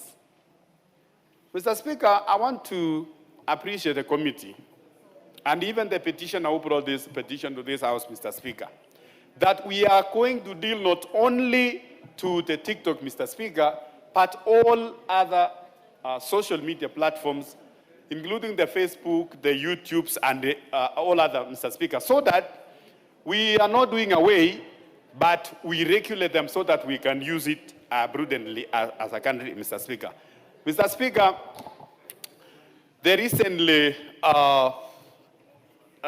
photos we saw on the TikTok, which is through the Russian fellow, Mr. Speaker, if we had a regulations as a country, through our laws, through the CAK, Mr. Speaker, those contents should have been blocked out. It should not be exposed, Mr. Speaker. Mr. Speaker, the social media and even the data, Mr. Speaker, is now a security concern. It is a security issue in our country, Mr. Speaker. So, which we cannot allow, Mr. Speaker, to just be run freely without any regulations. So we want to ask our young people, we want to clear the air to our young people outside there, Mr. Speaker, that we are not going to ban these social media platforms. But, Mr. Speaker, we want to bring legislation, we want to bring policies, we want to bring regulation so that how these social media are used is going to be beneficial to them and not to be harmful to the community and also to the young generation to come. So, Mr. Speaker, as a country, Mr. Speaker, I think there is also need through the Ministry of ICT, Mr. Speaker, to have a cybersecurity center.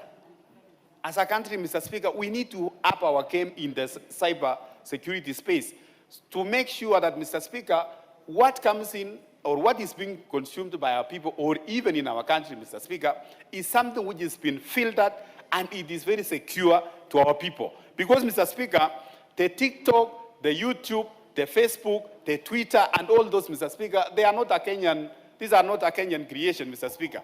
These are things which are beyond our borders. They are beyond us because they are beyond our control. It's controlled elsewhere. So, and the only thing we can do as a country, Mr. Speaker, is to come up with the laws so that we regulate what comes into our country, what is being consumed, and those which are threat to our national security, threat to our social justice, Mr. Speaker, and threat to our normal behaviors, Mr. Speaker, are filtered out or they are blocked. So, Mr. Speaker, I want to join my colleagues, Mr. Speaker, to say I support this motion, I support the petition, Mr. Speaker, and not only honorable members, that we leave it at this point as a motion. As the committee of petition, Mr. Speaker, I want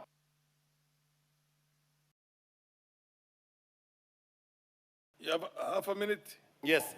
I was concluding saying, Mr. Speaker, we should not leave it here, even as we approve as a motion, Mr. Speaker. I want to ask the chair of the committee or petition, Mr. Speaker, to enhance this motion, Mr. Speaker, to a legislation, so that now we can, our debate here cannot be just an exercise in futility, but we translate it to a legislation which is going to manage all this social media. Thank you, Honorable Speaker. Madam Wamuchomba, followed by the MP for Yatta. Thank you, Mr. Speaker. I am very, very excited to get this opportunity to support this report. I have listened to the report's submissions. I have read the report, Mr. Speaker. And I am happy that the member for Runyenjes and his committee have done a fantastic job to recommend the regulations of social media, including TikTok. Mr. Speaker, I participated in the making of the law that oversees the dissemination, the design, the development of communication messages in this country. The Computer Misuse and Cybercrime Act is one of the bills that I am proud as a member of parliament in the previous parliament, having participated in the making of the Data Protection Act. Mr. Speaker, let me tell you, TikTok is one of the social media platforms, has built personalities, has built celebrities, has built musicians, but on the same measure, it has demolished homes, crumbled down people's businesses, broken marriages, forced people to commit suicide, and many other adverse effects of negative publicity, Mr. Speaker. If this House cannot provide a solution on how we are going to move forward with TikTok and other social media, we are going to crumble churches, we are going to crumble mosques, we are going to finish and tear down the social fabric of this country. Mr. Speaker, I don't know whether you know how many women have lost their families, their husbands, their children out of the publicity. In my community in the mountain, people call it chai. Chai is tea, where people publish fake news and they use every available social platform to defame members of parliament, to defame musicians, to defame bishops. Right now in my county, Mr. Speaker, there is a bishop who is under attack because of those fake news. One bishop in my county who started small, God has blessed him. He has risen to the levels of a bishop. And let me tell you, Mr. Speaker, people are now getting even into his bedroom. You can imagine when your children are watching their father being teared down on social platforms without control. Mr. Speaker, we cannot continue this way. I am a victim of the same social bullying. People have bullied me. They have drawn me with funny dresses which I don't wear. They have called me names. They have branded me names. They have occupied my private space. But I thank God because I'm a strong girl, and I'm sure you know that, Mr. Speaker. I'm sure, Mr. Speaker, you know I am one of those. Yes, Mr. Speaker knows Madam Muchomba is a strong girl. There's no question about that. Very, very strong daughter of the mountain. But not every woman who is attacked like Wamushomba will overcome. Not every bishop who is going to be attacked like Wamushomba will overcome. Yes. Not every family man who is attacked like that bishop from my county will overcome. Mr. Speaker, this molestation of social media must come to an end. I have allowed them to molest me because I'm strong, but I'm not going to allow them to molest bishops who are doing very good work. Like that bishop I'm talking about, Mr. Speaker, just the other day, he paid school fees for over 500 children, getting to grade 10. And this is somebody who is doing something. Every Sunday, that bishop is feeding thousands of families in his church. He gives them unga every Sunday. But because there are people who want to use social media to bring him down, they create fake news around his family, his wife, his children, and it is trending all over. Mr. Speaker, this house is the only solution that is going to provide sobriety in social media. Mr. Speaker, as one of those who made the data protection law in the previous parliament, one of those who participated in making of Cybercrime Act with KJ here, we are now supporting this report, mandating the committee relevant to come up with proposals on how we are going to regulate social media. We are not banning, but we must regulate. Mr. Speaker, do you know how many carpenters have lost jobs because of social media? I have a case of somebody who went into TikTok and ordered a table from a certain carpenter and paid a deposit to that fake carpenter. And the TikTok page was actually branded the real carpenter, but this was a broker, a thief. So this guy was walking in the street and he was accosted by the customer. He was being asked to refund money he has never even received. How many businesses are coming down because of those fake brokers who use your company image on TikTok, on Instagram, but you are not the person who is actually marketing that. People have been conned online. Deliveries, people create delivery pages. I order a blouse. Somebody tells me, pay this, you're going to deliver the blouse. You are thinking you're trading with a real outlet, shop, only to realize that you're being conned on social media. Mr. Speaker, to sustain a sober business community online, social media must be regulated. To protect our families and our marriages, those of us that are married, social media must be regulated.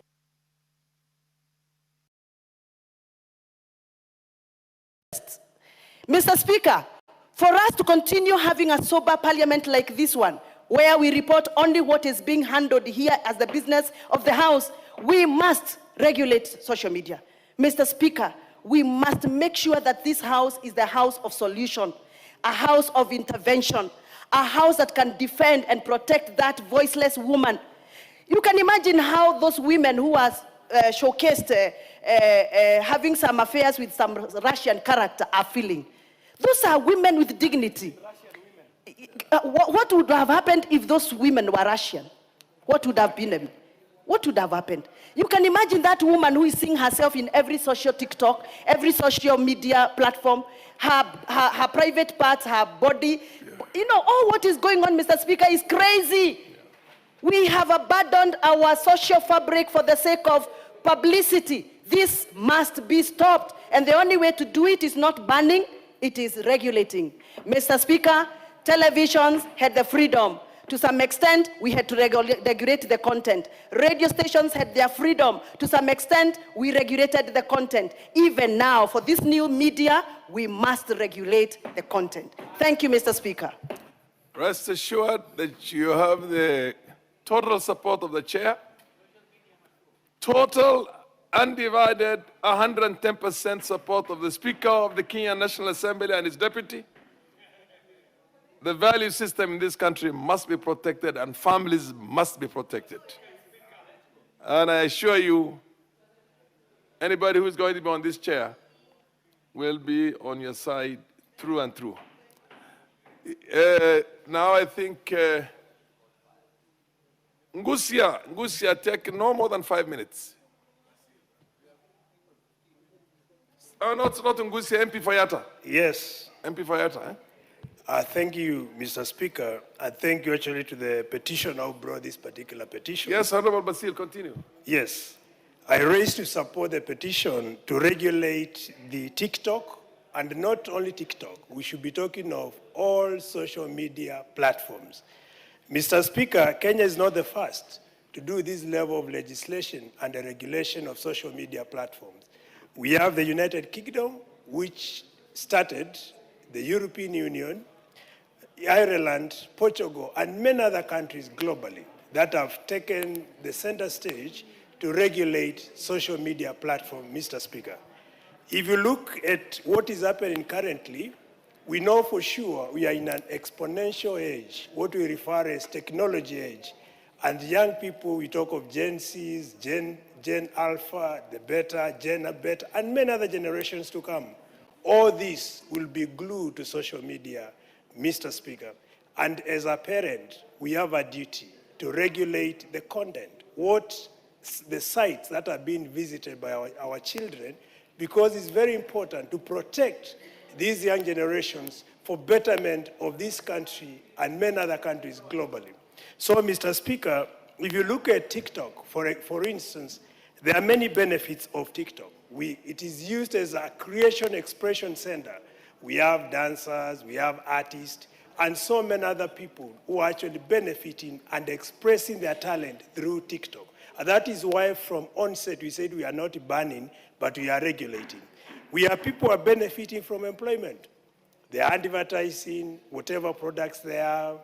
Men are even being actually showcasing so many forms of talents within the TikTok and many other social media platforms. There is also an element of education. We have seen situation of health tips and many other education activities happening through TikTok and social media platforms. So, Mr. Speaker, what we are doing as House is actually to regulate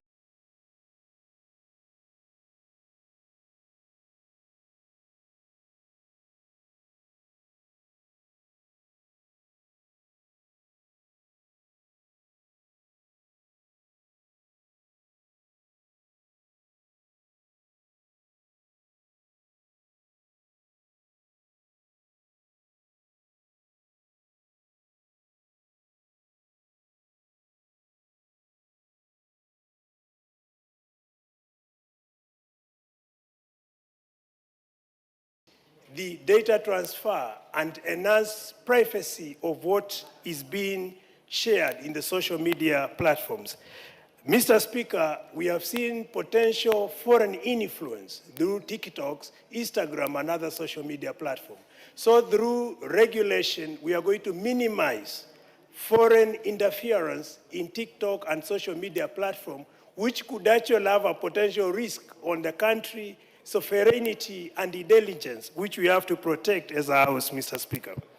Importantly, there is element of misinformation, fake news happening through TikTok and other social media platforms. So through regulation, we are going to reduce misinformation, we are going to reduce elements of fake news and other information which have been misused or abuse of information through TikTok and social media platforms. And then consumer protection, Mr. Speaker. We have seen a situation of influencers, people who are paying promotions and who are actually taking advantage of lack of legislation to regulate how TikTok and social media platforms are done. So through this petition, as a House, we are going to come up with the proper laws to regulate this element and reduce or enhance consumer protection, because that's a duty we have to do as legislators. So in summary, to summarize my only summary, Mr. Speaker, this particular petition, through the petitioner who brought it forward, we are going to strengthen the privacy of data. We will be able to support or promote national security, because as I said, there is foreign interference which has a potential risk on intelligence of this particular country, Mr. Speaker. We are going to promote child protection, because as parents we have a duty to protect our children for current and future generations, Mr. Speaker. And then finally, transparency and accountability, because through regulation on TikTok and other social media platforms, we'll be able to attain high level of transparency and accountability, which will be an ultimate goal that we are all championing to see. So with those few remarks, I support and I rest my case, Mr. Speaker. Where is the mover of this motion? The chairperson. Actually, we had allotted 1 hour, and I think we have already anti-corruption. Anti-corruption on social media regulation. Okay, you got 2 minutes, and then the mover will be called to reply. Thank you, Mr. Chair. I chair the African Parliamentarians Against Corruption. The biggest problem we are having is AI and corruption, TikTok and corruption. The biggest problem, I also sit on the ICT committee. Our ICT Act that we've been working on is over 25 years old, and we are trying to pick up. My own phone is only 2 years old, and the AI is moving very, very fast. The problem of TikTok, I support the motion. China blocked out TikTok. The other day, Mr. Speaker, WorldCom, the people who were taking iris information, and we had taken them to task, after 2.5 years, have now deleted that false information they got. TikTok collects false information about everybody. And I think that the only way possible, and Mr. Chair, you and me, we went to certain school. Yes. And change is freeze, change, and unfreeze. The point is here. All the countries who are working on TikTok have done that. First, block it totally. Then work out those items that are working properly and release them over time, so that we do not allow the viruses to come in, Mr. Chair. So, Mr. Chair, I support this, but I say we must work properly by blocking TikTok and some of the others, because the other day I saw the whole of Nyayo Stadium shouting the name of our friend Sufuna.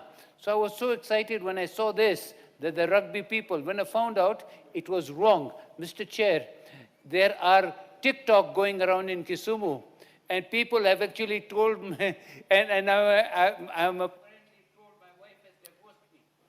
Give him a minute, Let me just conclude. Mr. Chair, we were shocked when my wife told me something, that she is hearing that we are divorced. I said, what do you mean? This is what we're saying is negative. Us politicians will deal with this. But Mr. Chair, we are here. The only way to change is to go freeze, change, and unfreeze. There is no way to say, okay, we will try and do this and this. Like malaria, Mr. Chair, as you're trying to get the vaccination for malaria, the thing changes. So the only way to do it is stop the way we did COVID, Mr. Chair. We must move physically and fast. An ICT committee that I sit on, we will look into this issue and come back. Those people who are saying that this is a good thing, the gun was a good thing, Mr. Chair. The gun was a good thing. You know what has done? We have had people killing children in the USA. We have had children here being violated. We have the dark web, Mr. Chair. And I think these are the things that we must attend to. Thank you for the 2 minutes, Mr. Chair.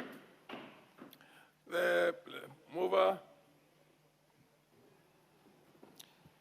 Thank you, Honorable Chair. Mover to reply. Yes. Proceed. Thank you, Honorable Speaker. If I may be allowed, I would want to donate a minute to my Vice Chair, and then I'll finish. Fair enough. Who is your Vice Chair? Honorable Janet Sitene. Proceed, Honorable Janet. Thank you, Honorable Speaker.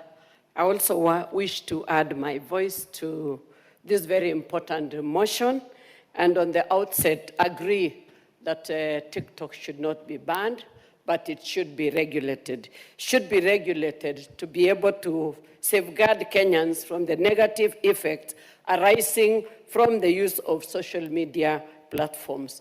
It should also be regulated to safeguard our children and protect our children from accessing such contents that pollute their minds. Otherwise, TikTok is a very good platform that can actually earn income and be monetized to be able to empower our youth. We should also regulate this particular TikTok in order to provide for age verification and content filtering.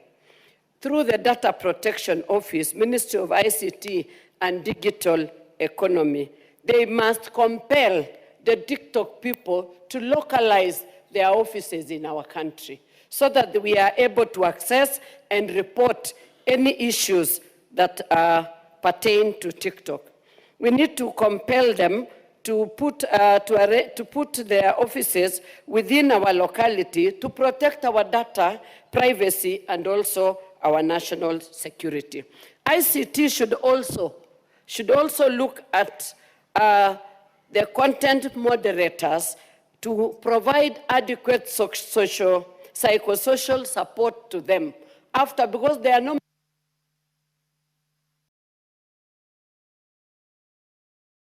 One minute. I just wanted to say that the TikTok content moderators who are used for many, many hours should be provided with psychosocial support, because that also, after being in that system for a long time, they also need to be cancelled. So there should be psychosocial support for them.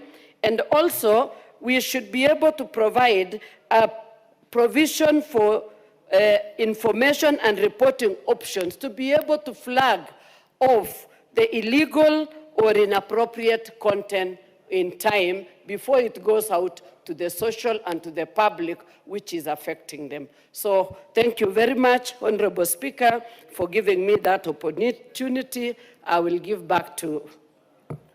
Over, MP4. Thank you, Honorable Speaker. And allow me to thank the honorable members who have contributed to this very important motion. And Honorable Speaker, I am also shocked at the level of misinformation, distortion of information, propaganda, and also fake news that spreads very fast in this country. Mr. Speaker, to re-emphasize on the issue that is being discussed here, there is no bill that we are discussing. This is a motion arising or that was brought by a Kenyan by name Bob Dolo, a petitioner who wanted TikTok regulated. And from the contributions from the honorable members who have added their voices to this motion, Honorable Speaker, you have heard that honorable members support this idea because we have a duty and responsibility as leaders to protect even the very young people who are our children from accessing information that is not good for them. So TikTok, no one is going to ban TikTok. No one has indicated that TikTok should be banned. What the petitioner has prayed this House to do or to push for is for regulation of TikTok so that only good information is shared on those platforms. And Honorable Speaker, no one is disputing that TikTok is a good platform. Many of us, and most of us actually, are in those platforms, are in TikTok. And there we consume good information. There we learn a lot, we get entertained. We are witnesses that TikTok has really employed indirectly so many young people. So the idea of having it banned is neither here nor there. The issue is TikTok being regulated and other social media spaces so that only correct or other good information is shared for the consumption by the Kenyan public. But Honorable Speaker, also allow me to call out people and also honorable members of this House who have misinformed the people.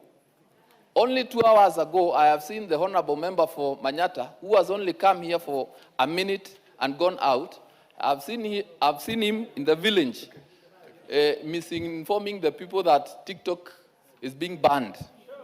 And he has promised the people that he would come to Parliament and oppose the motion. But surprisingly, he has come here, listened to the contributions, heard that there is nothing to do with banning, and he has quietly left.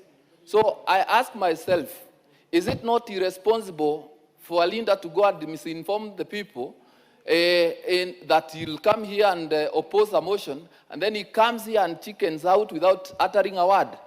It is irresponsible, and we leaders must take the front seats, take leadership in informing the people on the right information. So, Honorable Speaker, I want to thank all the honorable members who have contributed to this motion, and also the members of the committee, the Public Petitions Committee. And Honorable Speaker, I have also noted that many members have praised the committee, and I want to thank the members of that committee because they have renewed energy and they are very committed. Hardly do I lack a quorum, and I have seen them support the committee's work so diligently. So, Honorable Speaker, I thank you, and I beg to reply. Thank you, Honorable Speaker. Honorable members, I'll now put the question. That this House adopts the report of the Public Petitions Committee on its consideration of a public petition number 41 of 2023 regarding regulation of TikTok in Kenya, laid on the table of the House on Wednesday, the 25th September, the year 2024. Will as many of those opinions say aye? Aye. Will as many of the contrary opinions say nay? The ayes have it. Thank you. Honorable members, we are now moving on a motion of adjournment. And we will call upon the MP for Wajir West. Wajir West, the Honorable Yusuf Farah. Thank you, Mr. Speaker. To move definite matter of urgent national importance to discuss the drought situation in northern Kenya. Proceed. Thank you, Mr. Speaker. Honorable Speaker, pursuant to provisions of Standing Order 33, Section 1, I seek the leave of adjournment of the House for purpose of discussing a definite matter of urgent national importance regarding the drought situation in northern Kenya. Honorable Speaker, drought in Kenya is no longer an occasional natural occurrence. It has become a recurring national emergency that continues to erode livelihoods, undermine food security, and threaten the dignity of millions of citizens. What we are witnessing today is not a merely weather event. It is a humanitarian, economic, and environmental crisis. According to reports from the National Drought Management Authority, several counties are in emergency phase, particularly in our arid and semi-arid lands. Counties such as Turkana, Marsabit, Wajir, Mandera, Garissa, Isiolo, and Samburu continue to experience acute water shortage and pasture depletion. In these regions, livestock, which form the backbone of household economies, are dying in alarming numbers. For pastoralist communities, livestock is not just wealth. It is food, school fees, healthcare, and dignity. Honorable Speaker, women and children are walking as far as 80 kilometers in search of water. Water ponds have dried up, boreholes are overstretched, schools are reporting increased absenteeism as families migrate in search of pasture and water. Health facilities are witnessing rising cases of malnutrition, especially among children under 5 and pregnant mothers. This House must appreciate the drought has far-reaching consequences.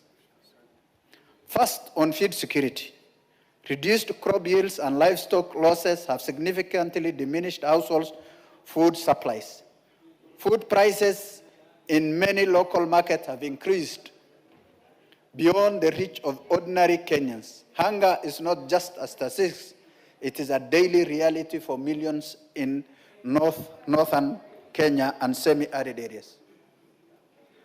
Second, on the economy, the livestock sector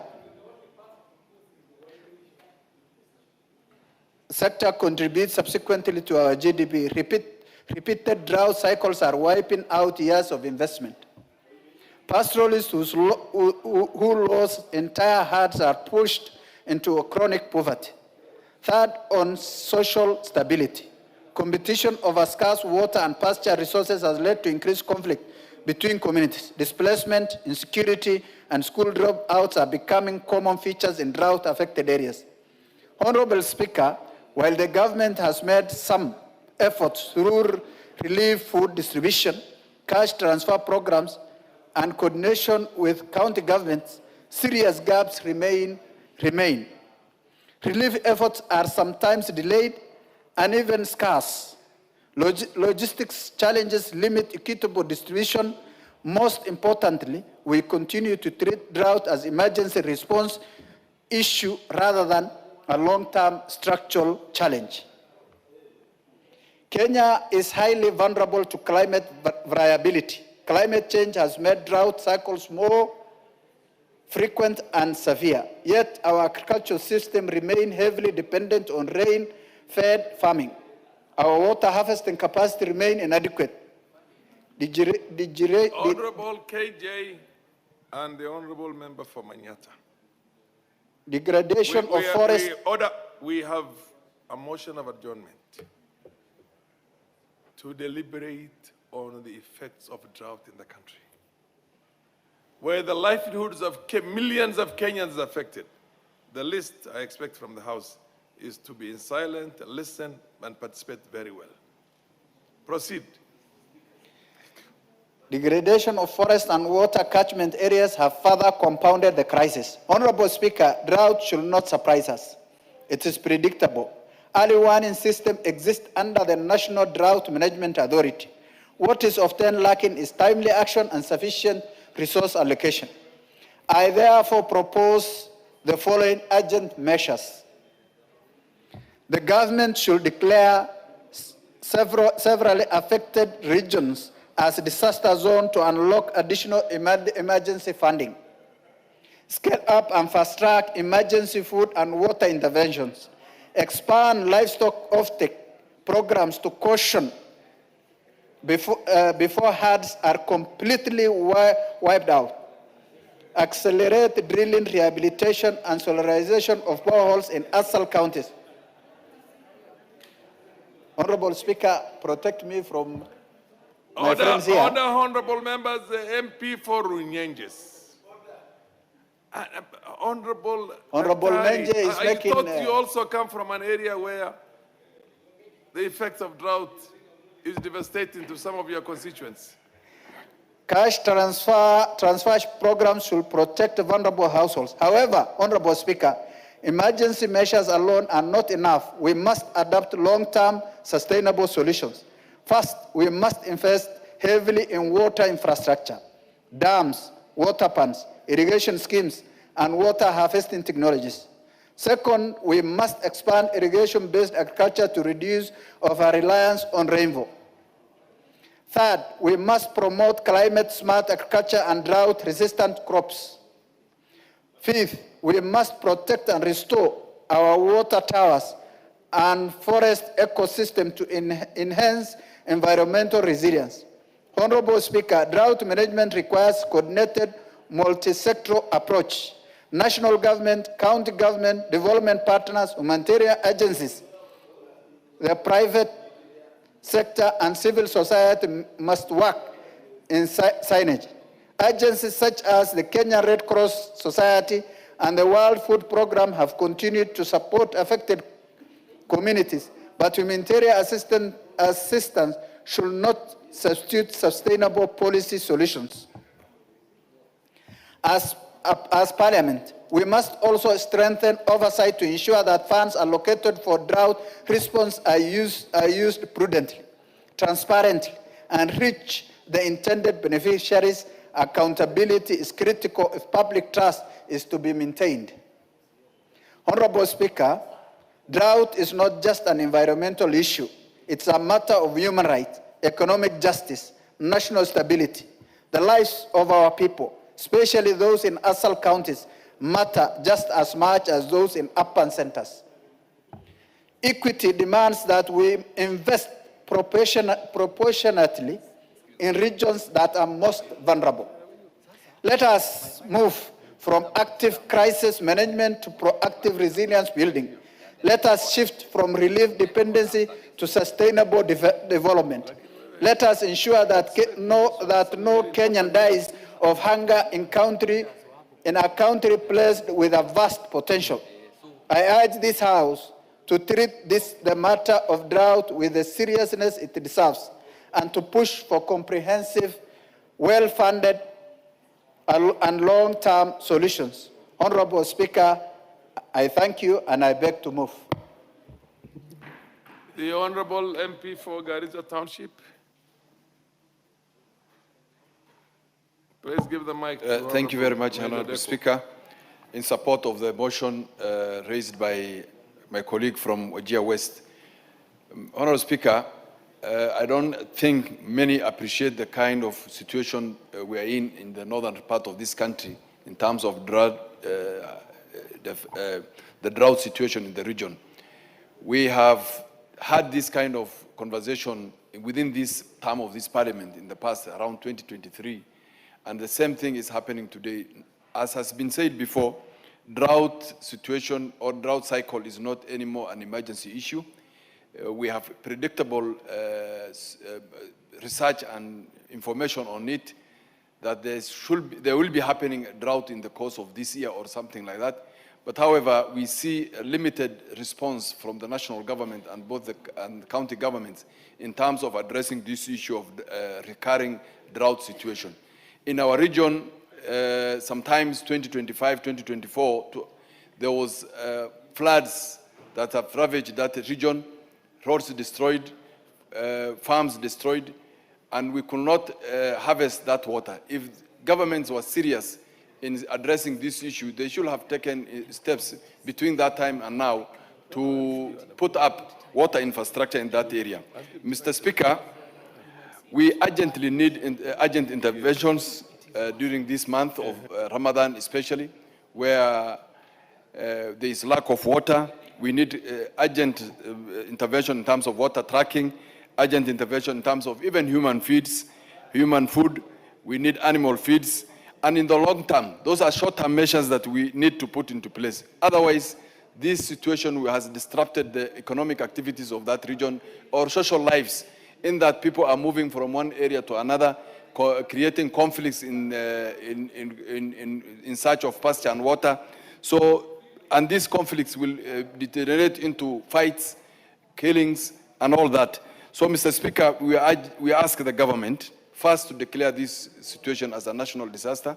Secondly, interventions from donors and development partners to come on board so that these people can be helped in terms of addressing these issues. It is getting too late for this support to come, in that if at all it comes, we'll have a problem already in place, in that many lives will be lost.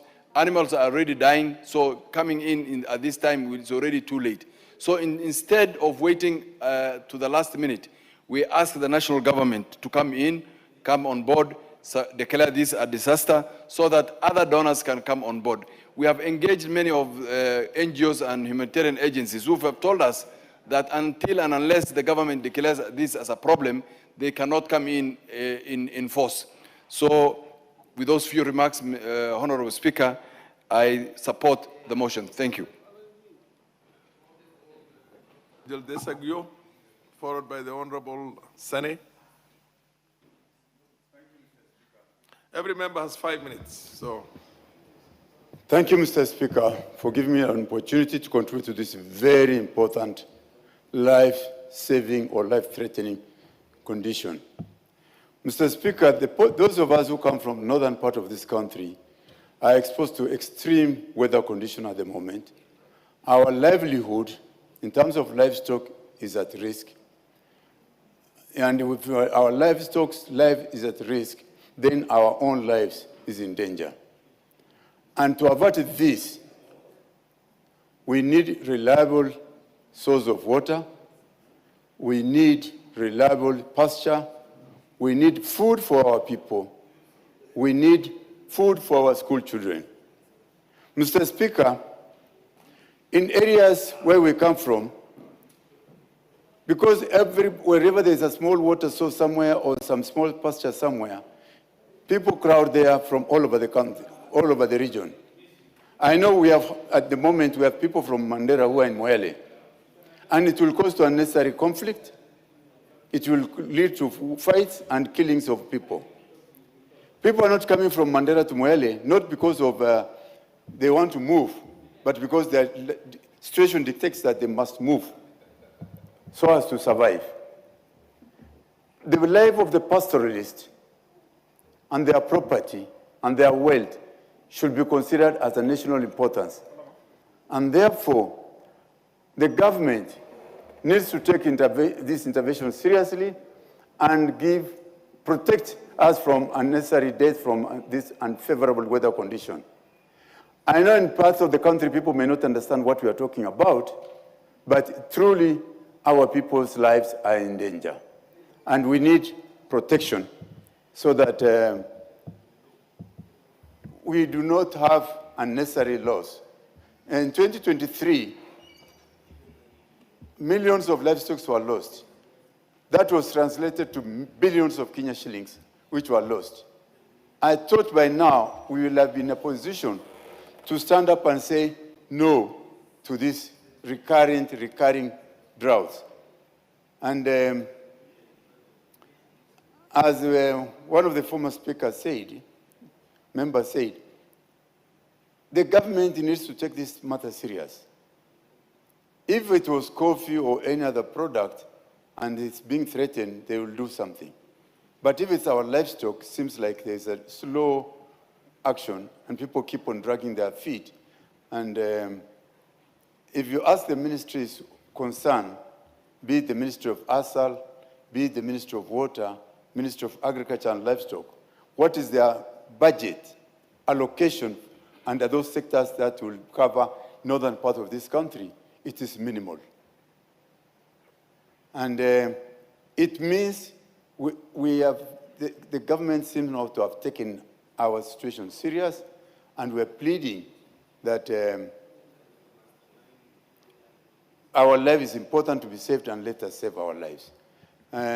Let us declare, let the government declare this drought situation a national disaster. Let the government declare. Do you wish to be informed? The MP for... Later, you will inform me in private. Okay. Okay, proceed, inform me. Thank you, Mr. Speaker. I wish to inform the Honorable Dr. Guyo that this issue of livestock, specifically livestock that he has mentioned, that where I come from, Kajiado, Narok, we have been hit by the worst. We have lost the largest number of cattle, sheep, and goat. Order. And it is not just a northern Kenya issue. It is an issue that... Order. You will have your moment. This is not a moment for you to debate this issue. A point of information is a lapse on the part of the member who was on the floor, and you help him. You're not going to proceed. Thank you. I think it's good that the drought situation is not just restricted to northern Kenya. Other people are also having it. And it's not a pleasant thing to have. Our wealth is all in our livestock, and we cannot afford to lose them. We are pleading to the government to declare this thing a national disaster so as to open the gate from other donors so that people will come forward. It's so shameful that we are going around NGOs asking for help, yet we have the government that considers our situation and we are not doing anything to help us. So, Mr. Speaker, with those...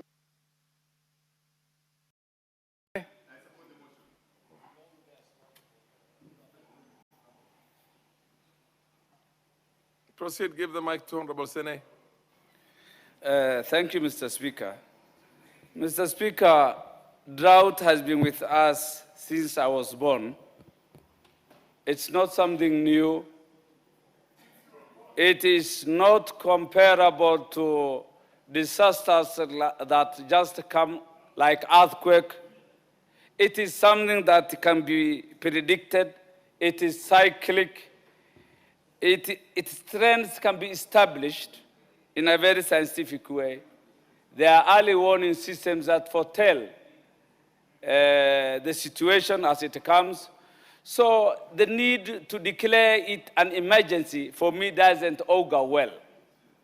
It is about governing drought, Mr. Speaker.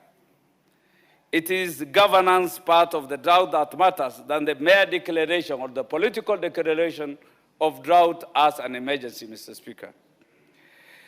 We don't need knee-jerk, ad hoc, impulsive actions in managing droughts. We are in a drought right now, and for sure I can predict, at most, in 2 years, there will be a similar drought. So this habit of always requesting, saying, trying to beg that a declaration of an emergency shall emancipate the people who keep livestock is neither here nor there, Mr. Speaker. It is a governance issue. Mr. Speaker, we need serious preparedness.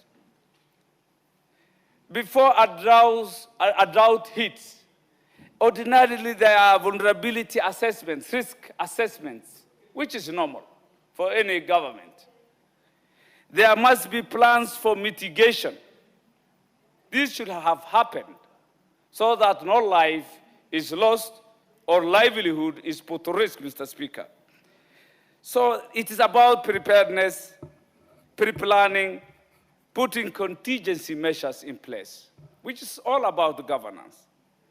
We need to at least build the resilience of those who are affected, the livestock keepers, so that their vulnerability is built. The accretion from this shock that has become a normal thing. Drought is a normal thing, Mr. Speaker. It is no longer a new thing. It is not an emergency. It's not an earthquake that hits you without warning. Droughts are known and they will be with us now and into the future. Even the long range we are moving forward, there is a possibility, as the early warning signs are trying to indicate, that rain shall be below the normal. That should prepare any institution that has responsibility in managing drought or this kind of job. Mr. Speaker, pasture management is a serious thing that should be done. And that means grazing management and making sure that there are supplementary feedings. If the natural feed is not available because of drought, a government has to make sure that there is supplementary feeding measures to save lives and livestock. Mr. Speaker, water harvesting, we are talking of a drought now. Suppose it rains in March. What will happen in all over the country is another disaster, emergency, in the name of flooding, which will wipe away animals that have already lost their weight, vulnerable people, all will be lost by the rains. So we are talking of a disaster while we have in mind it will beget a disaster. A drought begetting flooding.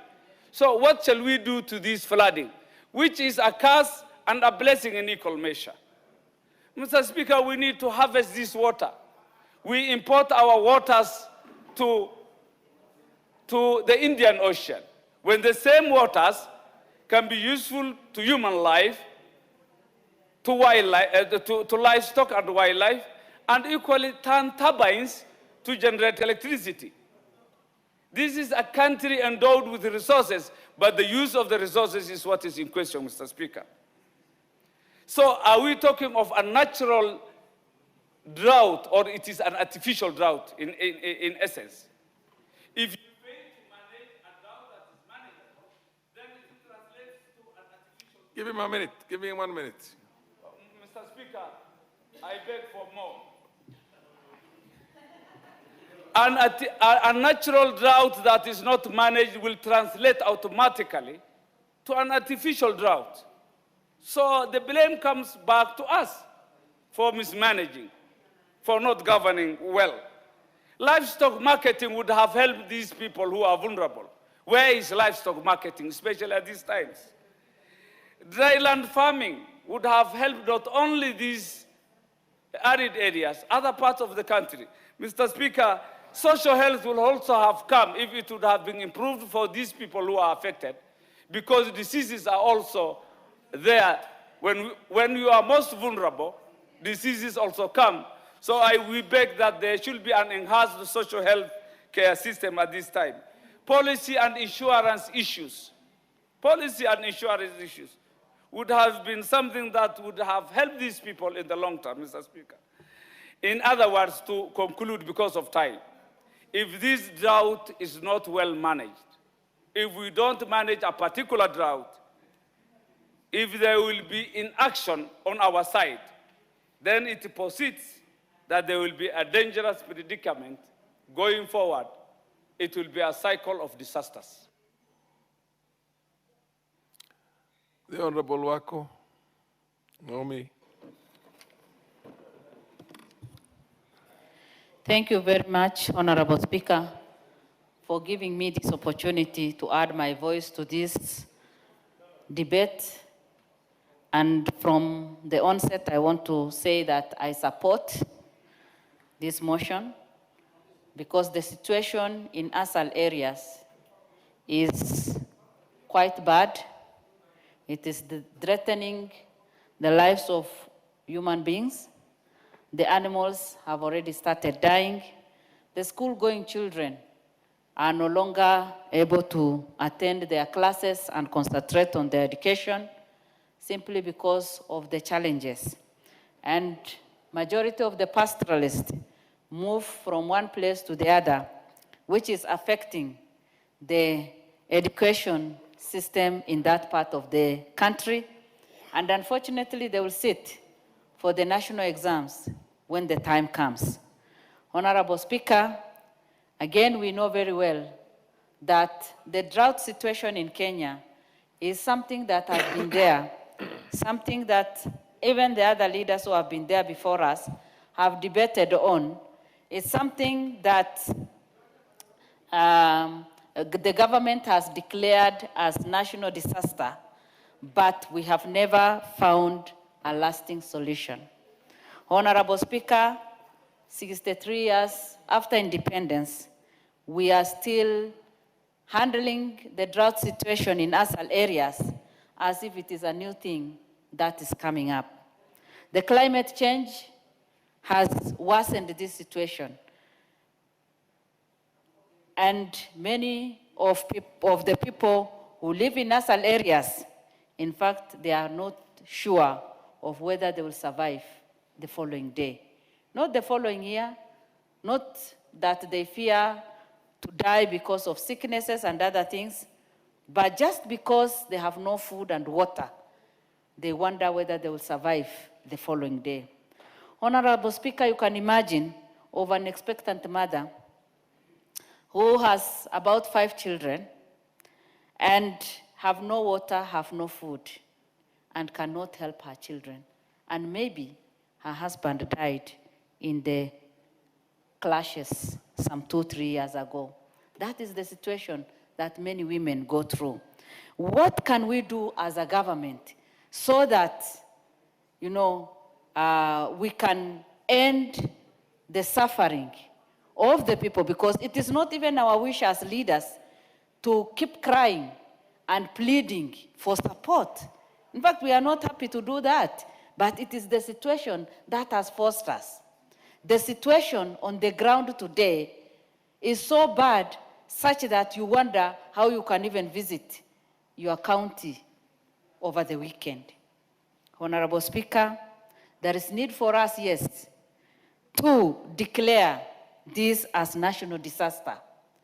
But even as we declare this as national disaster, as we encourage other partners to come on board and support Kenya, and as we also plead with the special program to continue giving food, what can the government do so that come 2 years from today, we will not be in the same situation? Thank you, Honorable Speaker, and I support. The Honorable MP for Wajir South. Oh.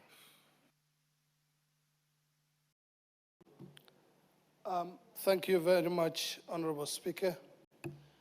I'd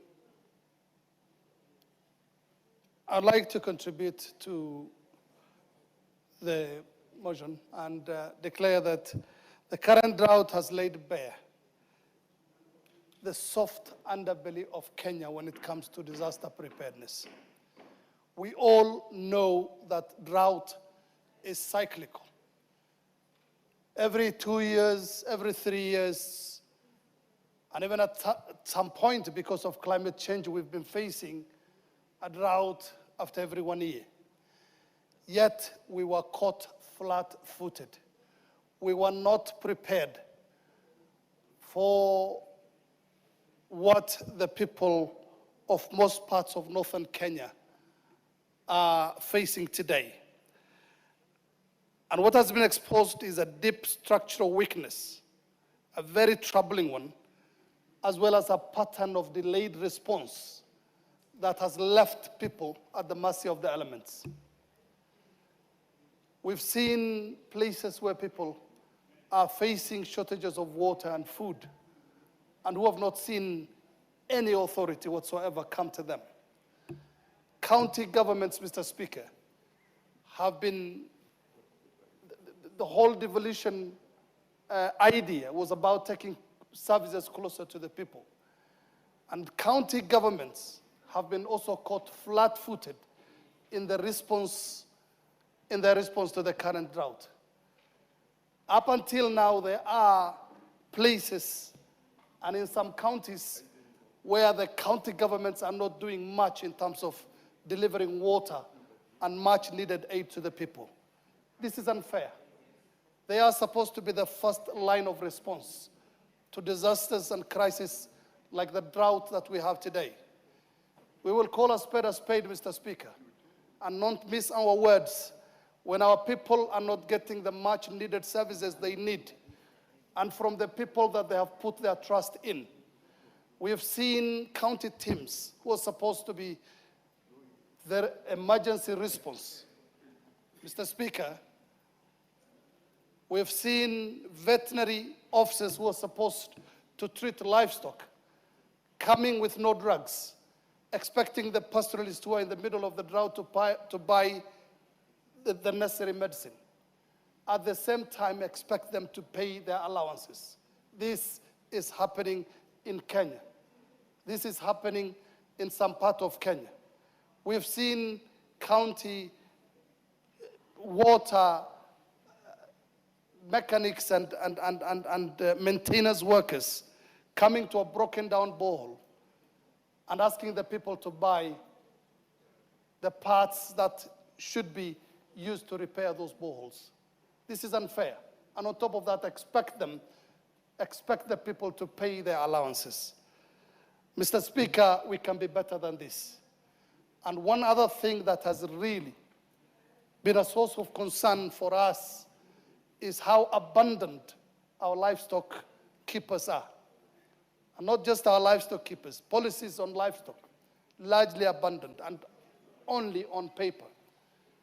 Sometimes you wonder if what is happening in northern Kenya today in terms of the drought was happening in other parts of the country in the form of troubles for the tea farmers, troubles for the coffee farmers and sugarcane farmers.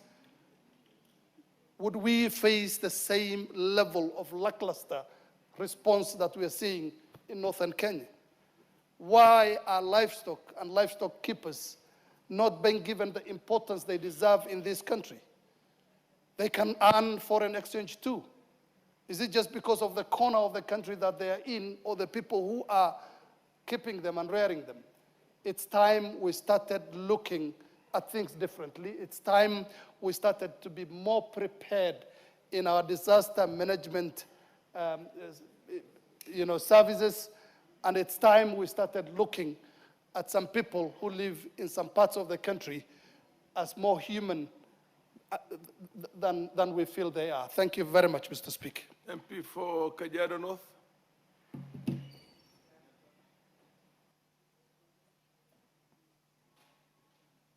Please give him the mic. Then followed by the MP for Tarbaj. The mic. Indeed, yes. I'm coming to the Goreti and Manyata too.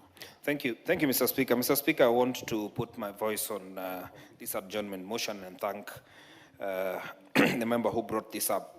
Mr. Speaker, Northern Kenya and other parts of this country are facing serious drought. Particularly Northern Kenya, Mr. Speaker, it disturbs that a government cannot plan for what they know is the obvious. The weathermen predicted, and most importantly, when this government came in, the Kenya Kwanza government came into power, they had ideas on what can be done to avert a situation where continuously you are talking of the same thing. Mr. Speaker, remember, the feeding program in Northern Kenya was put to a hold because of a number of accountability issues. As we talk today, it continues to get worse in Northern Kenya. And somebody has to speak for Northern Kenya because it is part of Kenya. Mr. Speaker, you are talking of dams. You are talking of agriculture. These are potential areas where we could have a lot of productivity with proper planning. But Mr. Speaker, even before you talk of going to Singapore, talk of going to Mandera and having to do something that can change the lives of the people there. Mr. Speaker, when you talk about you want to do mega dams, in my estimation, we should have Mandera, Wajir, Marsabit as part of the counties that are targeted, not only for their livestock, but for farming, for their water to drink. Mr. Speaker, these are areas that must be targeted intentionally. And Mr. Speaker, this is not about going to Northern Kenya and saying, you are part of my government. No, it is by actual planning. We should see in the current estimates that will be in the House soon, in the supplementary budget that is supposed to be here, we should see intentions to make sure that there are strategies towards averting the problem that we have. Yes, it should be declared a disaster, and nobody should feel ashamed that Kenya is in this crisis. Because if we do not accept there is a problem, then we will not have means and ways of sorting it out. And I want to thank the members from the Northern Kenya because they have raised this issue continuously, but unfortunately the executive has continued to ignore a problem that they know exists. Mr. Speaker, there are parts of this country that were not potentially areas of agriculture, but over time, Taita Taveta, for instance, the lower part of Kajiado, Narok. But over time, because of strategies, there are plans to make sure that there are strategies towards mitigating the problem of drought. I want to say that, Mr. Speaker, if this goes on, it affects all of us. And like they say, whatever affects one directly affects all of us. So I want to speak today that Northern Kenya is part of Kenya, and we must put in plans and let the executive not give us stories of saying that they want Northern Kenya to be part of government. Let them show by budgeting, by putting in strategies. And let me say also that Kajiado, Narok has also been affected by the same. Our livestock, we might not have meat in Nairobi because the livestock that comes, the meat that people get in Nairobi comes, which is largely consumed in Nairobi, comes from the Northern Kenya, comes from Kajiado, from Narok. And as we talk today, our livestock has been affected heavily. And I want to say that today, we must all speak on behalf of the drought-hit areas, and specifically Northern Kenya, and the good people out there, like His Excellency Rigathi Gachagua, who speak on behalf of Northern Kenya, must continue doing the good job. Thank you very much.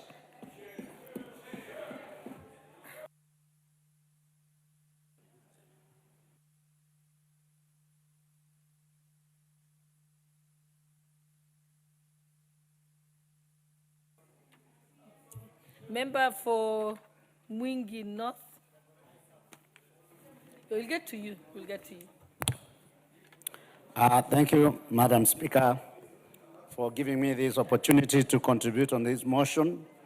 First, I want to thank the mover of the motion, Honorable Farah, for bringing to the attention of Kenyans the situation that is happening in most part of the country, including Kitui County, because Kitui County neighbors Tana River and the northern frontier, and we normally share the same environmental conditions.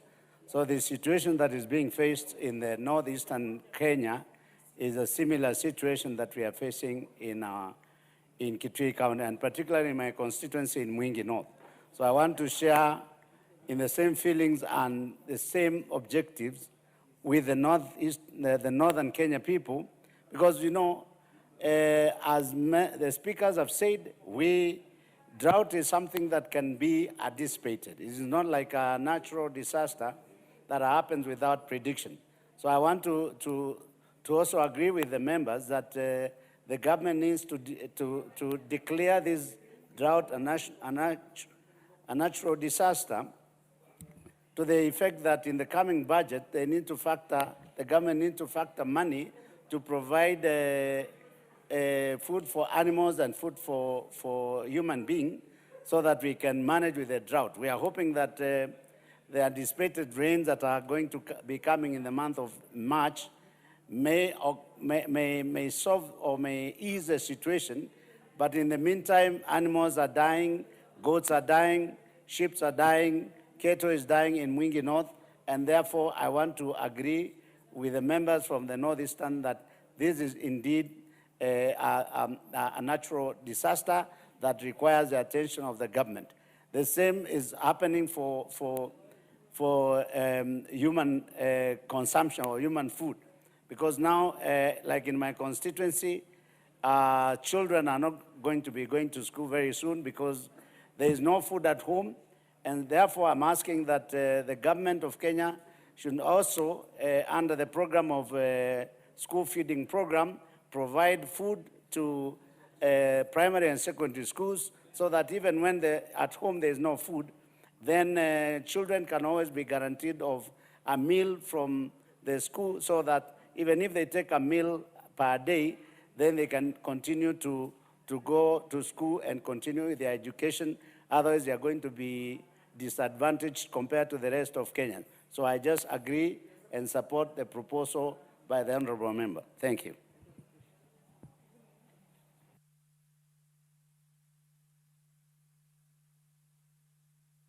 Okay, the honorable member for Tarbaj.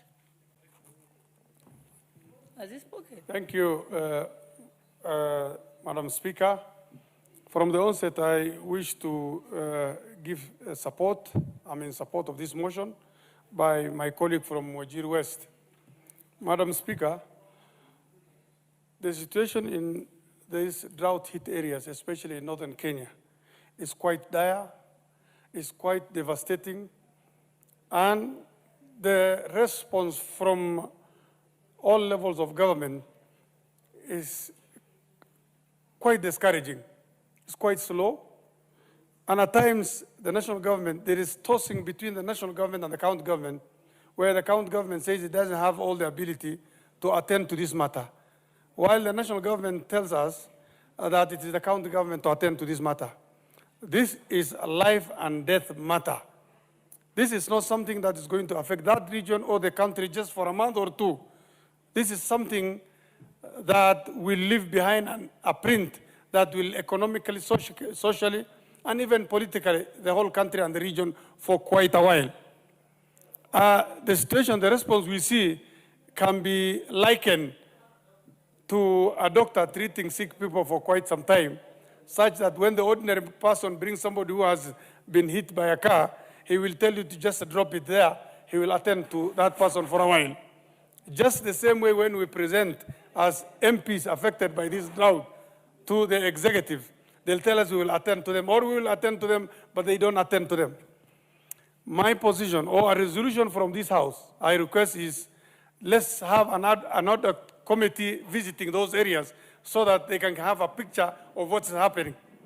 Secondly, at the disposal of the constituents as CDF, I request the Treasury or this House should reach a resolution such that besides the bursaries, the MPs from these hard-hit areas should be allowed to use CDF to attend to the drought situation in their constituencies.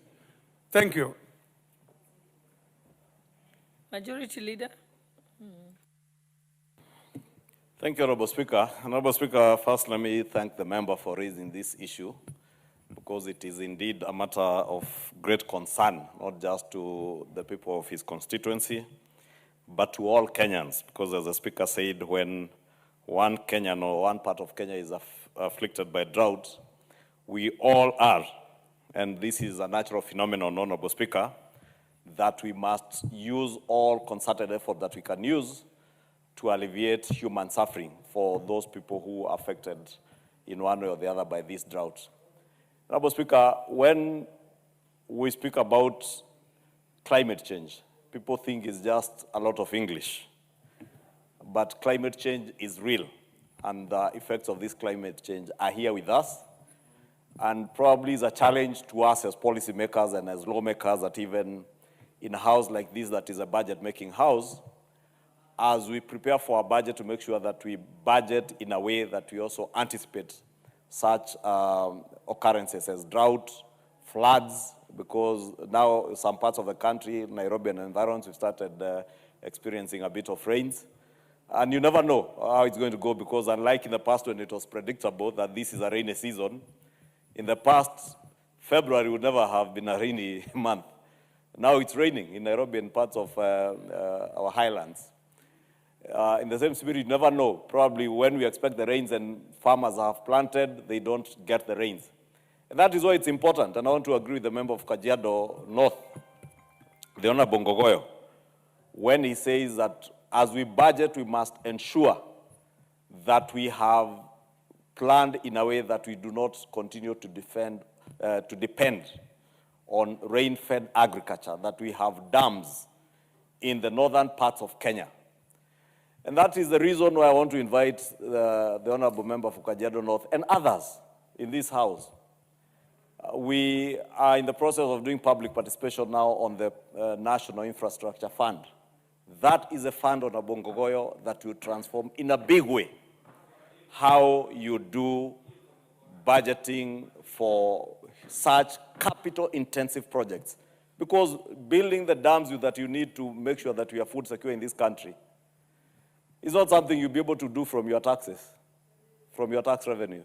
It is not something you'll be able to borrow to do without injuring future generations. That is why I want to plead with all of us, and I'm not just addressing the member for Kajiado North, that politics aside, let us focus on doing what is right and good for this country. Politics aside. Because today, out of politics, you will hear very many people pontificate now about, oh, there is drought ravaging the northern part of Kenya. Where the other day, they were demonizing the same people from northern Kenya. Even saying they should not attend schools in my constituency, like the Alliance High School. The same people. The same people. Not knowing that the Alliance High School and other national schools have been built by Kenyans from all parts of this country. And I dare tell those Minyo people that our national schools were not built from CDF, NGCDF. I was born and brought up in Maihe village, Gikambura, the village that hosts the Alliance High School. Honorable Speaker, if you'll allow me 5 minutes to just complete this. That the people of Kikuyu, other than our ancestral land, have never invested a shilling into the Alliance High School. Fact of life. It is the alliance of missionaries that built the Alliance High School. It is the government of Kenya that has invested. I've been member of parliament Gogoyo in Kikuyu for the last 13, almost 14 years. I have never sent a shilling to the Alliance High School because that school educates children from around the country, And I have my local issues and my local schools to address. Therefore, when we deal with issues that touch on parts of Kenya that have been marginalized over the years, let us be sensitive to other Kenyans. Let us not politicize everything, including the National Infrastructure Fund. Because it is cheap politics to just dismiss things for the sake of dismissing. Some of those who are dismissing... Just let him finish, please. You know, Honorable Speaker, you need to advise this member for Ngogoyo, the member for Kajiado North. He's saying time up. You are not the Speaker. And if that's the way you used to behave in the Kajiado County Assembly, you're in the National Assembly now. Behave like someone in the National Assembly. Honorable Speaker. Honorable Ngogoyo, you're out of order. Yes. Honorable Speaker, when the National Infrastructure Fund, I'm saying some of those people you hear pontificating out there, they were with us in the campaign. I know some of them didn't have the temerity to read and conceptualize what we were selling to the people of Kenya during the campaign because they said it was too complicated for them. Because on page 10 of the UDA and Kenya Kwanza manifesto, we said we shall establish a national infrastructure bank and a fund that we will mobilize resources from the privatization of state-owned corporations to be able to invest in such capital-intensive projects as the building of dams that the member for Kajiado North speaks about in Mandera, in Garissa, in Kajiado, in Deia, in Kikuyu, in Gatuanyaga, in Thika, or even in parts of Mukurweini, where they also drive areas, semi-arid areas that need, and Kieni, and many other parts of this country. Therefore, Honorable Speaker, we must appreciate where we are. And even as we appreciate where we are, we must think about the future, putting politics aside. And that is why I'm inviting all of us to put politics aside and focus on what is good for this country. In the short term, you may do your politics and imagine you're exciting people, telling them all the manner of nonsense and pitting one community against the other, but it will end up in premium tiers, I will tell you. Just like the debate for shares and who holds what shares in government ended up in super premium tiers. This one also will end in super premium tiers and regret if you continue along that trajectory. I want to invite you and invite all of us to engage in meaningful debate on how we can transform this country. How within 2 to 3 years, at least in the past, we used to count dead bodies across the northern parts of Kenya. I thank God that this year and in the last 3 years, we have not counted a single person dying out of drought in this country. I thank God that today, out of the subsidized fertilizer program, we are being able to give relief food to those who are afflicted by this drought without having to import food out of this country. That is how we have stabilized an economy that was on the verge of collapsing. Because we were importing rice, maize, everything, sugar. Now we can afford to give the people relief food without having to import that relief food. And I want to tell the member for Kajiado North and others, all of us here, watch this space. This country will indeed change. We will live in a country where people can live without having to die out of drought. Lastly, we are the budget-making house. The budget is coming. For the next financial year, a supplementary budget is also on its way to this house. It is not for you to stand here and tell, oh, we hope they will put money. It is not anybody to put. It is you as a member of parliament. If you really have the concerns of the people you represent in Kajiado, come and make sure that during the budget-making process, you have appropriated enough money to give to the Ministry for ASAL, or the State Department for ASAL, to be able to provide not just relief food for human beings, but also to make sure you do not lose livestock. And I'm happy because I had an engagement as I listened to people speak here. I was on phone with the minister, who fortunately is a former member of this house, the Honorable Ruku. And he has assured me, and indeed, he will be appearing here, Honorable Speaker. That is why I came down to assure you as a house The Honorable C.S. Roku, we will be inviting him to come and update this House on measures the government has taken to alleviate the suffering of people, including to stem the rising losses of livestock, whether it's camels, whether it's goats, sheep, and cattle. Because as somebody has alluded to here, even cattle suffer during droughts, and we must alleviate even the suffering of animals, including our wildlife in our parks. Because when there is no water, when it's not raining, even our wildlife in the parks needs water. And it's earning resources for us. Speaker.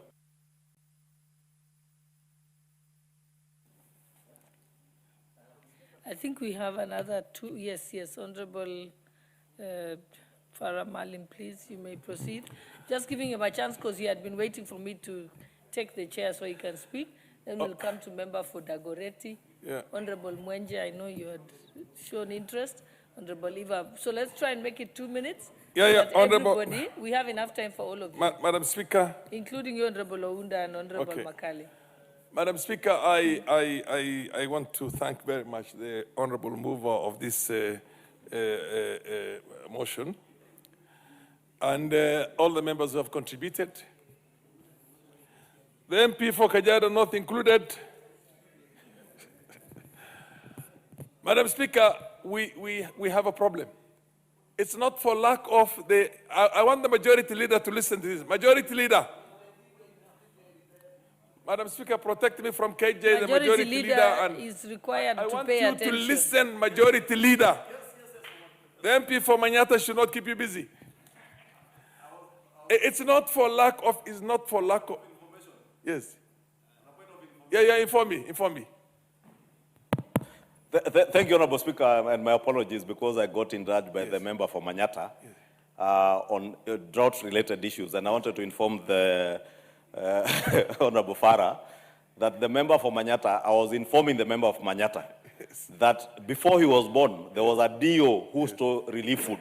Yes. A DO who was charged with taking care of people during a time of drought like this. Yes. That DO then rose to be a deputy president who was impeached. So I was only telling the member for Manyata, that DO that stole relief food, you know him. Thank you for the information. Madam Speaker, Honorable the MP for Manyata, you'll have your moment. Madam Speaker, let me take my moment.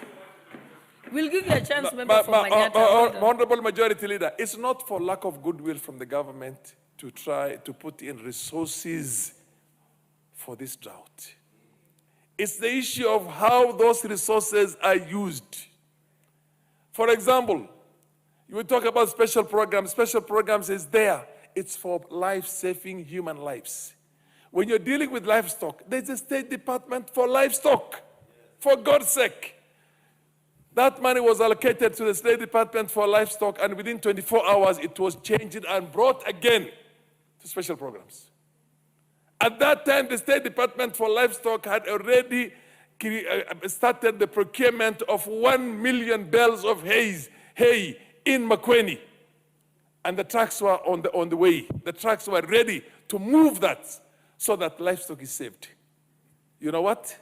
When that was changed, brought back to what they call special programs, all they did is that they took 4 vehicles, 4 truck and trailers to Mandera.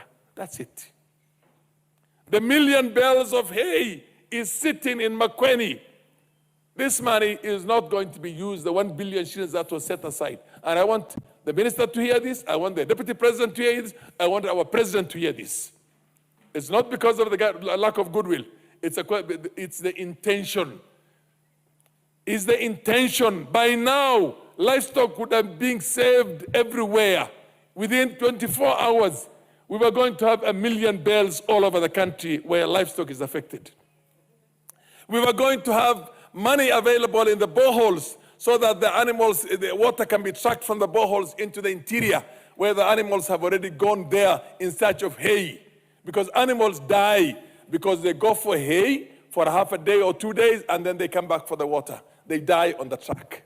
But if you take the hay itself, or rather you take the water to where the animals are having the hay, or they're having the grass, or they're having the vegetation, they will not die. And for us to be able to deal with this thing, there's an expert department called the livestock department. It's a state department. Why are we not using them? I'll tell you why we're not using them. Something has got to be done about corruption in this country. I don't think we have even used 100 million shillings out of that billion which was set aside now. And not less than 20% of the livestock is already dead. Because for you to save livestock, you must rush in with water. You must rush in with hay. The transport is available. The hay is available in the country. Even the animal feeds. I am purchasing now 150 tons from people who make animal feeds in Madeira. And you cannot believe it, 2 kilograms of that can make a difference between whether the animal dies or not. 150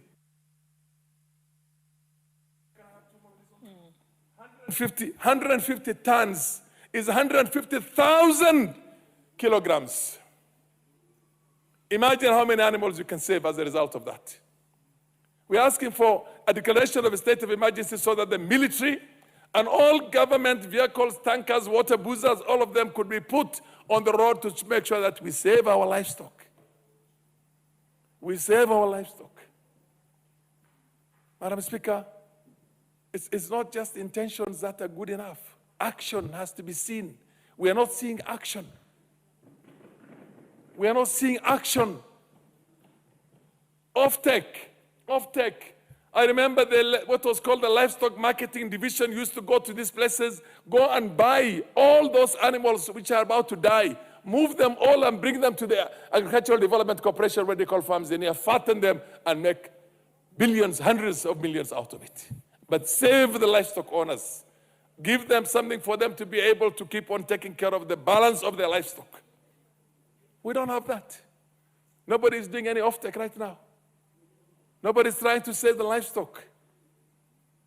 So we have a problem. We have a problem. It's an emergency, and I want this parliament to sit. Somebody said that members of parliament should travel around to see what's happening. I agree with that. Members of parliament, our National Assembly members of parliament care about the four corners of this country. And when I see everybody talking about, when I see what the majority leader is saying, talking from his own heart, I see KJ. I even see the MP for Kajiado North. People think he's playing politics, but for once, I have seen him talk from his heart. We need to save. We belong to one country. If your finger is sick and paining you, the head will pain you. Everybody, the eyes will pain you. We cannot have one part of the country dying and the other part of the country living. No. We can't have a half dead and half living nation. We need to move with the speed.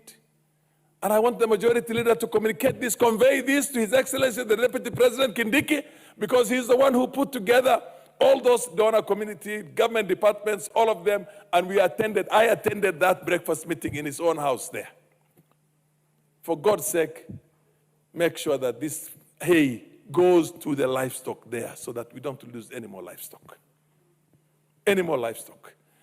Make sure you put on a full scale all the companies that are making animal feed so that we can take that fortified animal feed that has the capacity to even revive emaciated cows and camels and goats and sheep. Once they're given that for 2 kilos or 3 kilos, it makes all the difference. It won't cost us much.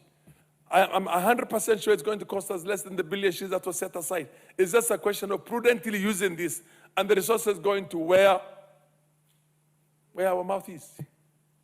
Save the livestock and save the livestock owners. We do have sufficient relief food to save the Kenyans. Nobody's going to die of hunger. Nobody's going to die, but the livestock is going to perish.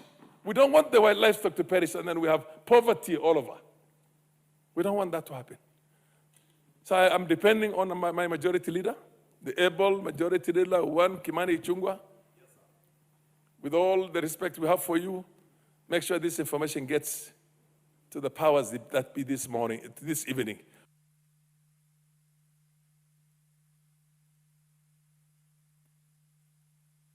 Goretti, Honorable KJ.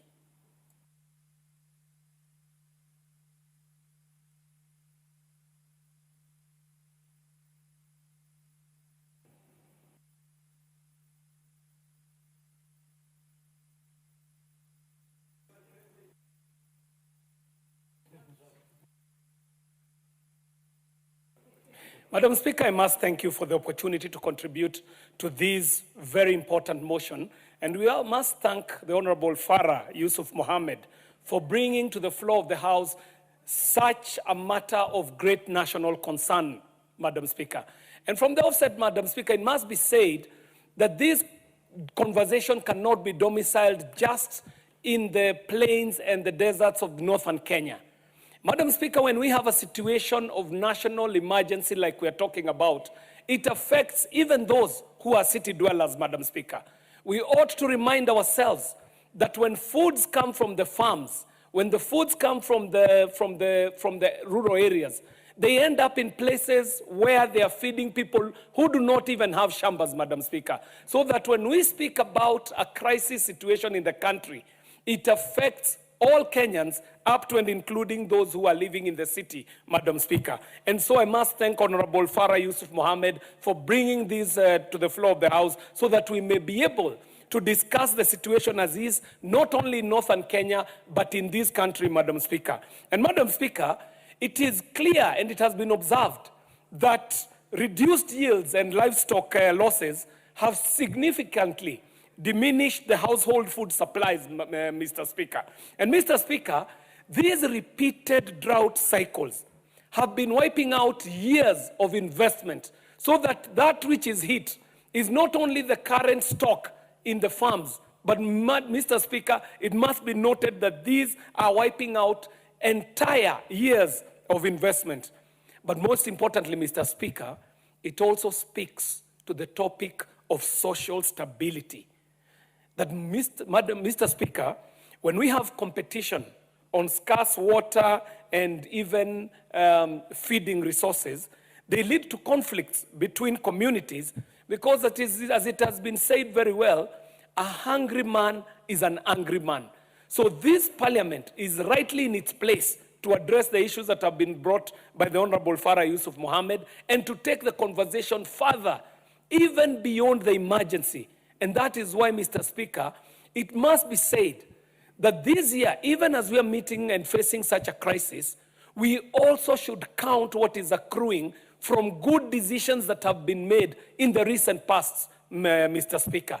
That it is this government that decided in its own motion that it is going to revolutionize agriculture and farming and food production, and the results are showing, Mr. Speaker, that what we are seeing happening in places like Galana Kulalu are well explaining why this time round, Mr. Speaker, the situation has not gotten to a place of loss of lives, Mr. Speaker. And so it is important to now look forward and see what needs to happen, Mr. Speaker. And to my mind, and to the aid of the honorable member who brought this to the floor of the House, I think there is a solution here in scaling up and fast-tracking emergency food and water interventions to those who are affected. And this is a matter of national emergency, should be attended to promptly, Mr. Speaker. Secondly, the acceleration of the drilling and rehabilitation and solarization of boreholes in these affected areas, Mr. Speaker, so that this water is available not only for humans, but also for the animals. Mr. Speaker, the expansion of the cash transfers, the programs that protect the vulnerable households needs to be stepped up in these areas, Mr. Speaker, so that it is of help to those who are affected. Finally, Mr. Speaker, as a solution, it must be important for this House to start conversing about school feeding in our schools, Mr. Speaker. The plans that were previously in place for school feeding were totally out of date, Mr. Speaker. And we must take constituencies like the Dagoretti South constituency and see what is happening in the food and the school feeding program that can be emulated across the country, and affordably so, with resources that this country can afford, rather than giving these funds to charlatan agencies that disappear with these emergency monies and with nothing to show on the ground. Each and every single member of parliament in this House is able, and it has been proven, is able to put up a school feeding program that is not only affordable, but offers nutritious food to the learners, as we have done in the Dagoretti South constituency from the year 20, I would imagine, from 2 years before the last election up to date, a program that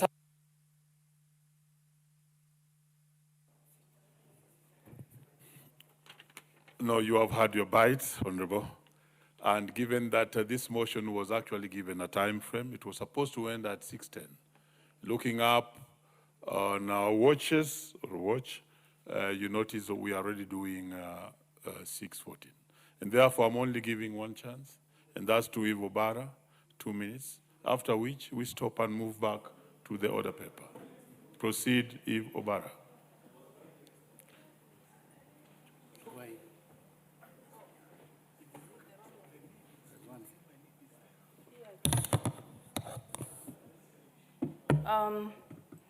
Thank you very much, Mr. Speaker.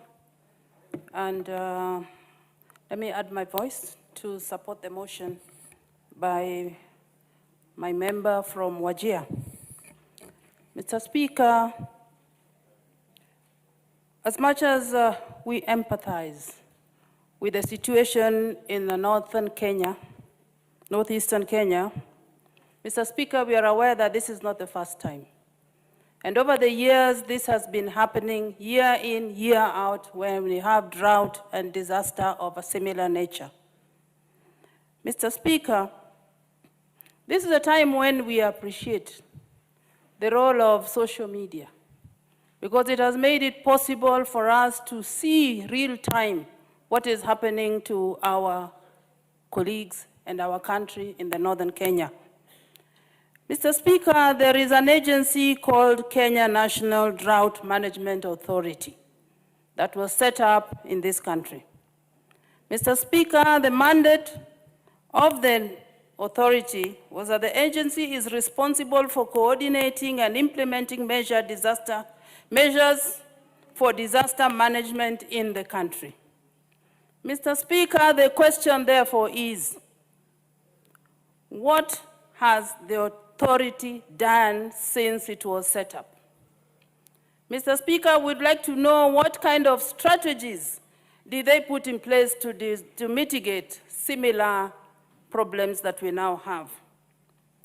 Mr. Speaker, it's about time that maybe, because this has been a perennial problem, it's about time, Mr. Speaker, that we actually summon the CS for labor, I think this is where it falls under, and the CEO of this authority, so that they can tell us what is the problem and what kind of measures have they put in place over the years.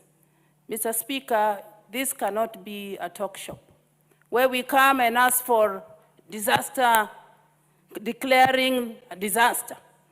In 2023, we also declared a disaster, and nothing has been done because the problem continues. We must start holding CEOs or officers to account for the jobs that they've been given to do. Thank you very much, and once again, I support the motion. Thank you.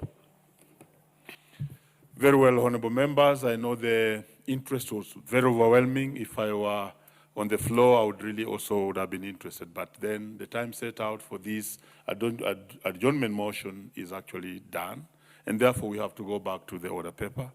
And allow me then to call out for the next order. Order number 11, motion, consideration of the privileges and immunities, the Global Center for Adaptation Order 2025.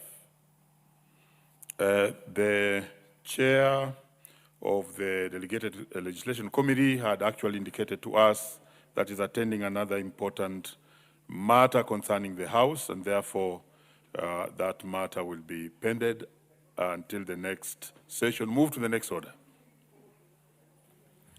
Order number 12, the National Cohesion and Integration Bill, National Assembly Bill number 74 of 2023. The chairperson, Committee on National Cohesion and Integration, is in the House. Mheshimiwa Nzengu, you are doing it? Doing it, yes. Proceed. Thank you, Mr. Speaker. Honorable Speaker, I beg to move that the National Cohesion and Integration Bill, National Assembly Bills number 74 of 2023 be read a second time. By way of introduction, Mr. Speaker, this bill aims to repeal the National Cohesion and Integration Act, Cap 7, and the National Cohesion and Integration Act, Cap 7, and was enacted as a direct response to the post-election violence that rocked the country in 2007 and early 2008. The violence heightened deep ethnic tensions and inequalities, as well as the failure of state institutions to manage diversity and enforce law and order. There was initiated a reform agenda aimed at addressing the root causes of the conflict, one of which was ethnic discrimination and incitement. As part of this, Parliament enacted the National Cohesion and Integration Act, number 12 of 2008 in September 2008. The National Cohesion and Integration Act is being repealed because it was introduced prior to the Constitution of 2010. The primary objective of this bill is to ensure alignment with the Constitution. Mr. Speaker, sir, I now seek to highlight the provisions contained in this bill. Honorable Speaker, the bill aims to align its provisions with the present constitutional dispensation and structure of government by giving effect to the Articles 10 and Article 27 of the Constitution on the promotion of national unity and non-discrimination. Honorable Speaker, the bill provides for the establishment of the National Cohesion and Integration Commission, comprising of a chairperson and 8 other members nominated by the President for the appointment and approved by the National Assembly, who are to serve for a 3-year term and are eligible for one additional 3-year term. Honorable Speaker, the bill makes provision for functions of the National Cohesion and Integration Commission to develop policies for the promotion of national values and principles of governance. The second function is to promote equal access and enjoyment by persons of different ethnic, racial, or social origins to services and facilities provided by the government and private entities. Honorable Speaker, additionally, the bill stipulates for the headquarters of the Commission to be in Nairobi, but mandates the Commission to establish 9 regional offices in the country. The importance of having various branches is to ensure that its services are accessible to all parts of the country. Honorable Speaker, the bill also addresses the issue of ethnic discrimination. It gives instances when a person is considered to discriminate against another, whether directly or indirectly. Such instances include, for example, if on ethnic grounds, the person treats another person less favorably than he or she would treat another person. It also arises if a person applies to another person a requirement or a condition which would apply to persons of another ethnic group, but the person cannot show to be justifiable irrespective of the color, race, nationality, or ethnic or national origins of the person to whom it is applied, and it is to be to the detriment of the person because that person cannot comply with it.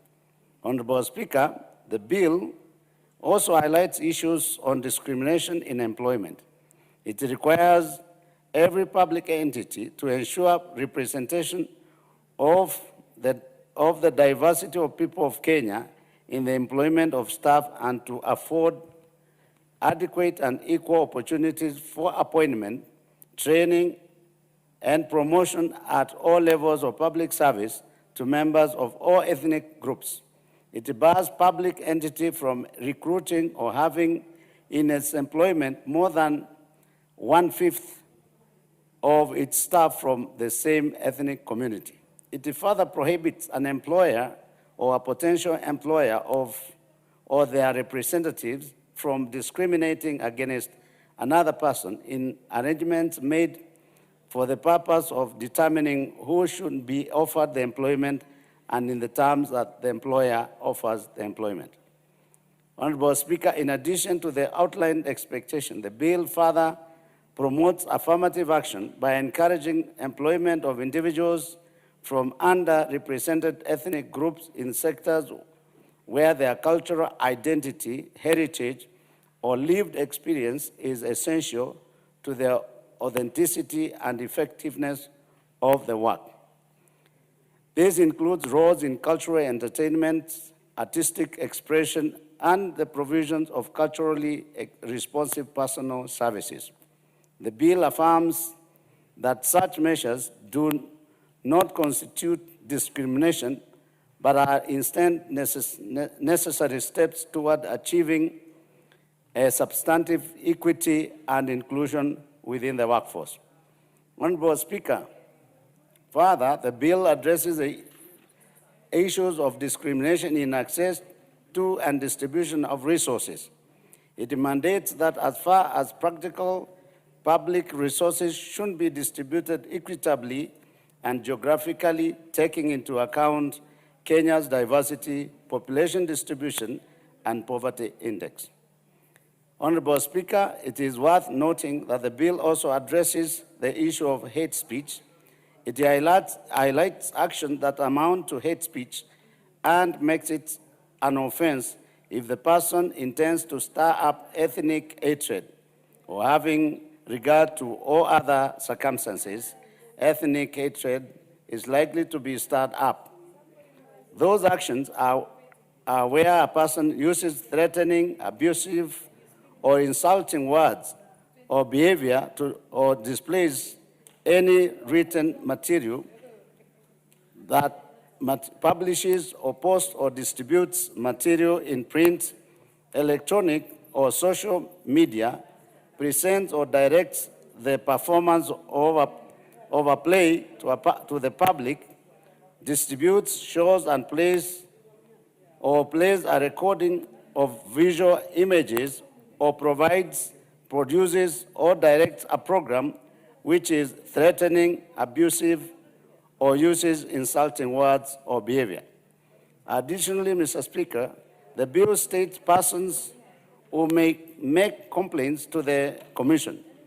A person acting in their own interest, a person acting on behalf of another person who cannot act in their own name, a person acting as a member of a group or class of persons, a person acting in the public interest, or an association acting in the interest of one or more of its members. Further, a complaint may be made by or against an individual, a body of persons, whether corporate or unincorporated, a public or private organization, the government, or a specific body or officer of the government. The bill provides for the manner of lodging complaint, which may be oral or in writing. Where a complaint is made orally, the bill mandates the Commission to cause the complaint to be reduced into writing. The complaint is to be in such a form. Honorable Speaker, the committee received submissions through oral presentation and written memoranda from the following institutions: the Executive Office of the President, the National Cohesion and Integration Commission, the Office of the Attorney General, the National Gender and Equality Commission, the National Police Service, the Judicial Service Commission, and the Office of the Director of Public Prosecution. Honorable Speaker, I wish to highlight that pursuant to Article 118 of the Constitution and the National Assembly Standing Order number 127, the committee undertook public participation as contained in its report. Based on the submissions received, the committee noted that there is need to incorporate peace building and peace building projects in the bill.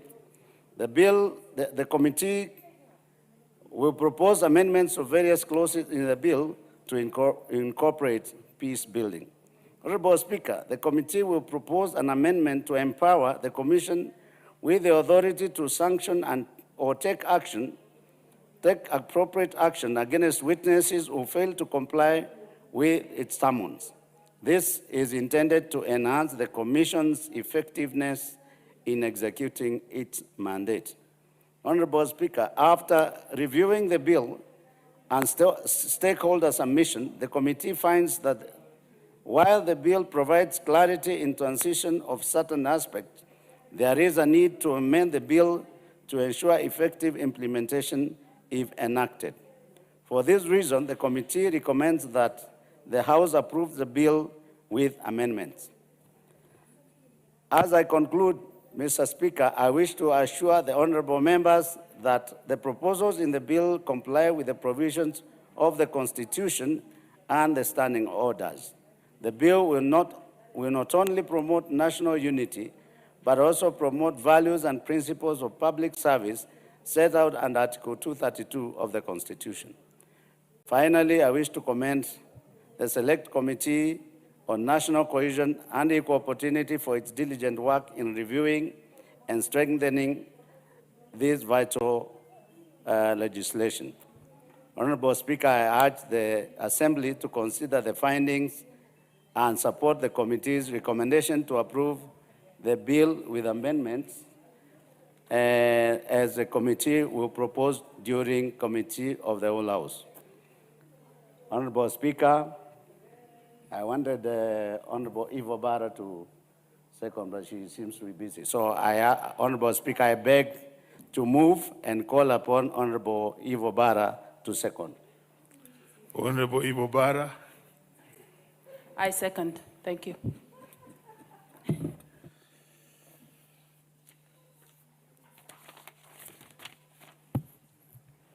Very well, honorable members. I do propose the question that the National Cohesion and Integration Bill, National Assembly Bill number 74 of 2023 be now read a second time. We can see you very well, economist. That's Honorable Makalimolu. Yeah, thank you, Speaker. Honorable Speaker, I want to support the proposed amendments to the National Integration and Cohesion Act that have led to the bill in the House. I've listened to the mover, Honorable Speaker, and quite a number of amendments have been proposed. But I think as I support those amendments, Honorable Speaker, the committee has said they will be proposing some amendments, and I hope what I will be saying is what they will be proposing. Honorable Speaker, we've interacted with this commission a number of times. We have also seen their work in this country. And what is very frustrating, Honorable Speaker, is that it seems to be a commission which can talk but can't take action. Why am I saying that, Honorable Speaker?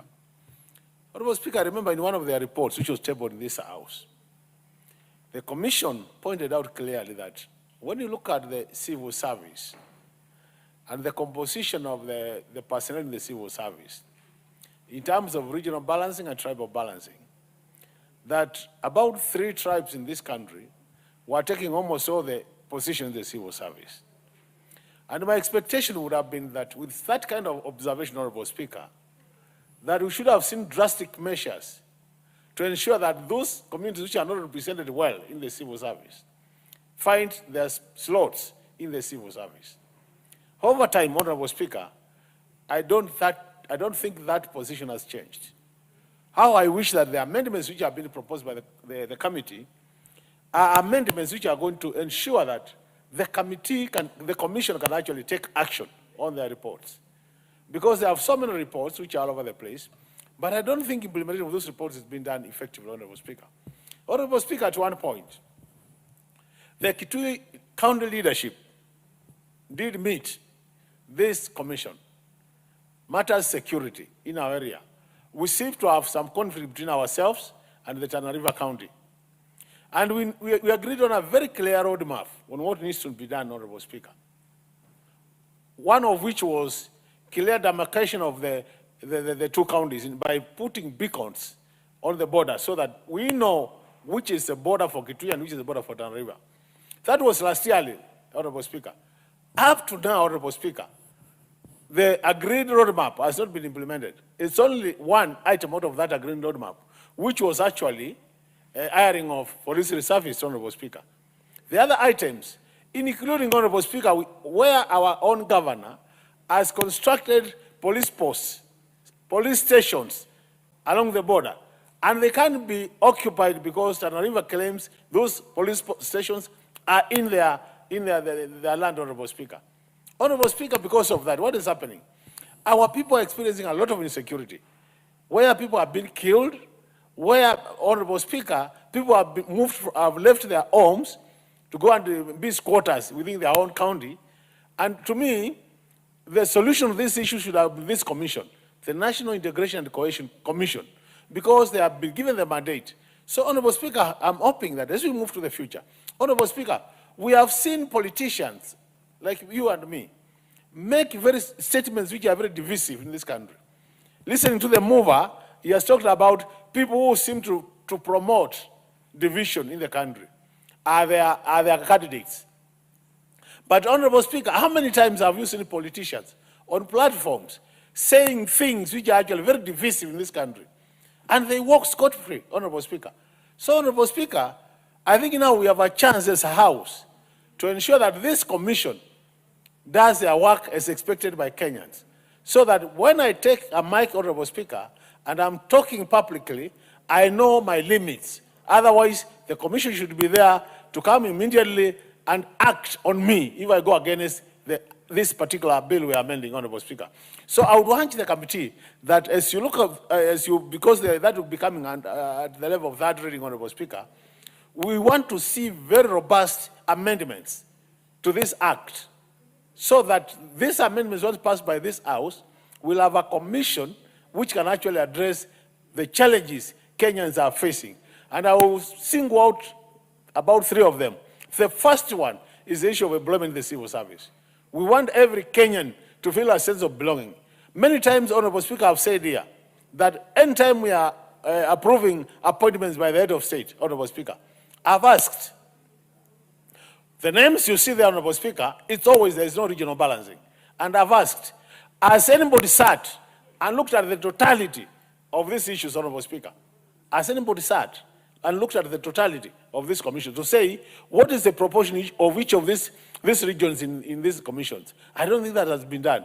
The other thing, Honorable Speaker, we have the marginalized groups in this country who also need their slots in this public service. We have just been discussing about drought, Honorable Speaker. Honorable Speaker, you cannot have a united country when some people are dying of famine and others have access to food. And there is no clear strategy on how to move food from one area to the other. We have been talking about drought in this country, Honorable Speaker, since I was born. And even before I was born, I used to talk to my grandfather, Honorable Speaker, and I would ask my grandfather, when were you born? And the only thing he could remember is I was born when there was this drought or when there was this famine. Because we are not recording, Honorable Speaker, which means this thing has been there for long. It is self-deficit, Honorable Speaker, with all the technology, with all the knowledge we have, that we can't plan well. We have early warning signs, Honorable Speaker, where you can know, by this, possibly next year, there will be a drought. And despite all this information, Honorable Speaker, we are not using it. So this commission has a lot of work to do. And how I wish, Honorable Speaker, this House can fast track the amendments so that very soon we have an act of parliament which will enable this commission to act. I always symbolize my friend, Kobia. You know, being a religious person, Honorable Speaker, anytime you interact with him, the heart is willing to do what you are telling him, but it looks like the hands are tied because of the law. So I think we need to release his hands so that he can combine his religion together with what he believes in to help this country achieve what we want to achieve. Otherwise, I will be supporting these amendments, and I will look at the proposed amendment by the committee. If they don't meet my expectations in terms of to ensure that the commission has the force to act, Honorable Speaker, we will be making further amendments so that we make this commission be a commission which can bite. Currently, it's been assessed by Kenyans as a toothless commission. We don't want to remain in that state. I submit, Honorable Speaker, and I support. Thank you. Very well. Honorable members, I can see very many honorable members here, but the list here is very short. Are we having the Honorable Beatrice Kimei in the House? And then could we then have the Honorable Timothy Toroitich? Is in the House, Honorable Timothy?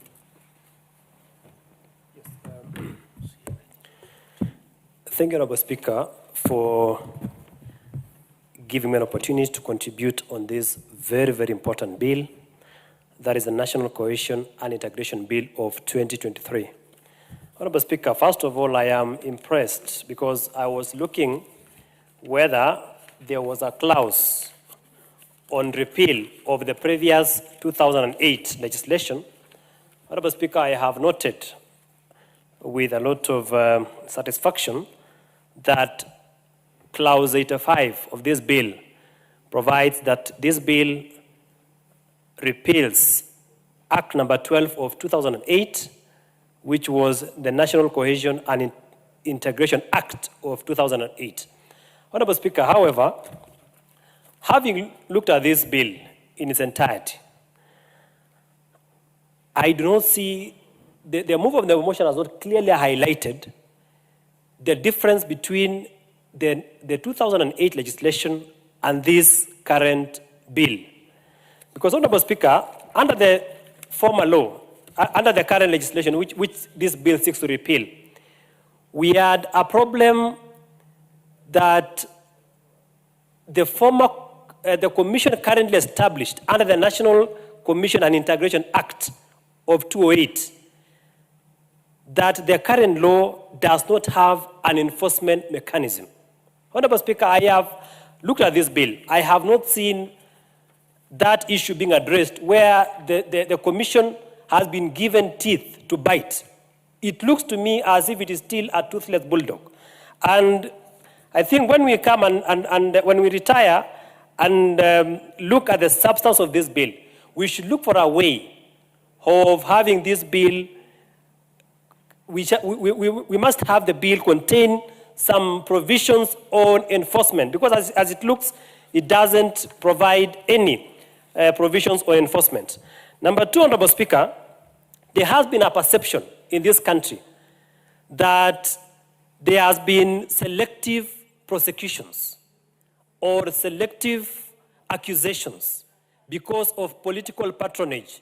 I believe, Honorable Speaker, this is a country that we should be a cohesive nation. From every corner of this country, we must be able to be bound together as a nation that, and the law must apply without any element of, it should not be there should be no selective application of the law. Honorable Speaker, this is an issue that this bill must be able to bring out clearly. And I believe when it comes to second reading or the committee of the whole, we should be able to bring amendments to ensure that we avoid perceived prosecution in terms of enforcement of this bill.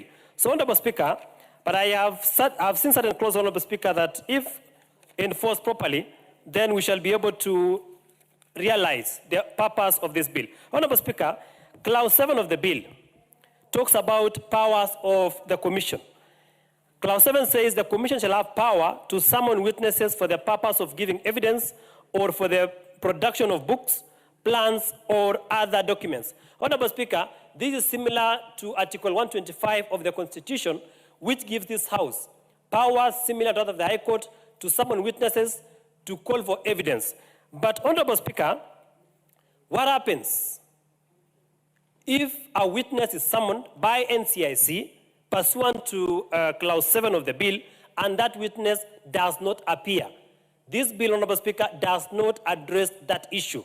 So, Honorable Speaker, when it comes to the committee of the whole, we shall be able to look substantively at the contents of this bill, so that if, for example, in this House, Honorable Speaker, if a witness does not appear before a committee, the committee has powers to issue fines up to 500,000 for a witness who has failed to appear before a committee. Honorable Speaker, this bill does not provide sanctions for a person who does not appear before NCIC Commission in case of an alleged offense. Honorable Speaker, I have also looked at clause 41 of the bill, which is very progressive. It talks about discrimination in employment and says a public entity shall not recruit or have its employment more than 1/5 of its staff from the same ethnic community. Honorable Speaker, this is progressive because we must have national integration in terms of employment. We should have equal opportunity employment in this country all across, irrespective of the community or the tribe that an individual comes from. So, Honorable Speaker, this one also enforces Article 27 of our Constitution on non-discrimination.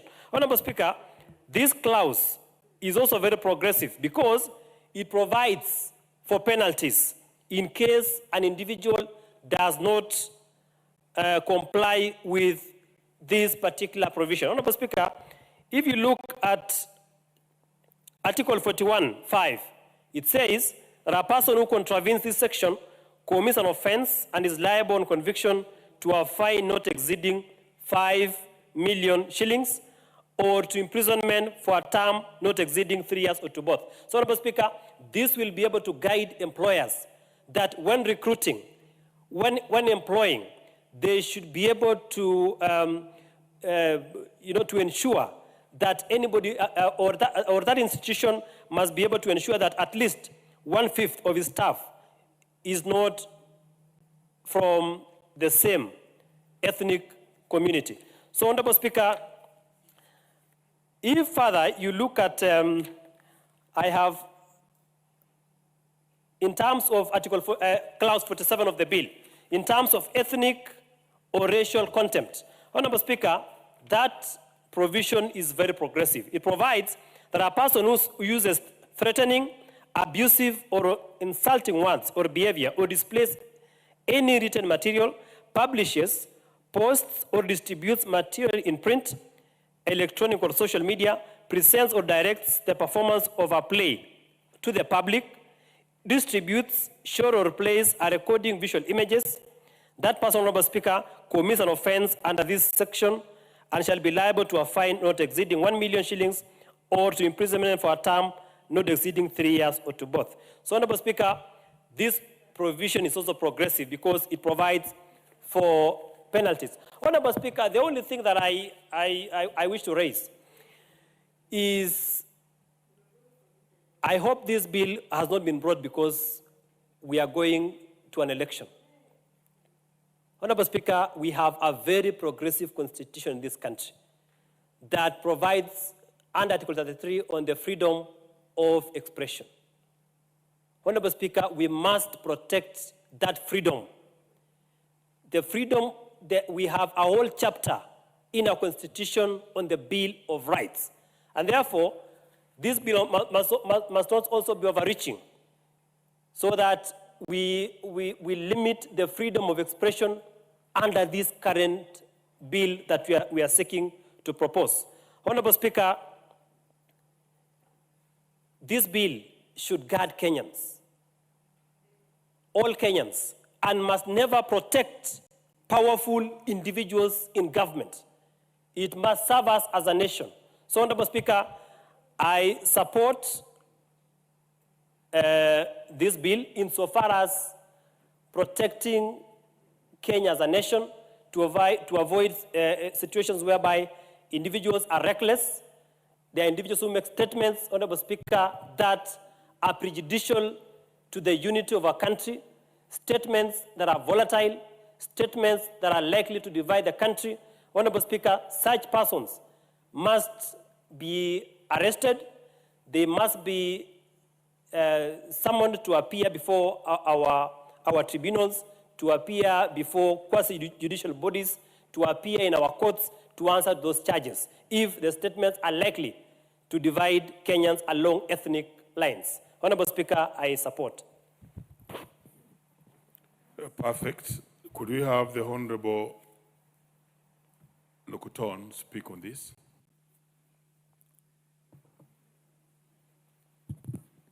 Thank you, Mr. Speaker.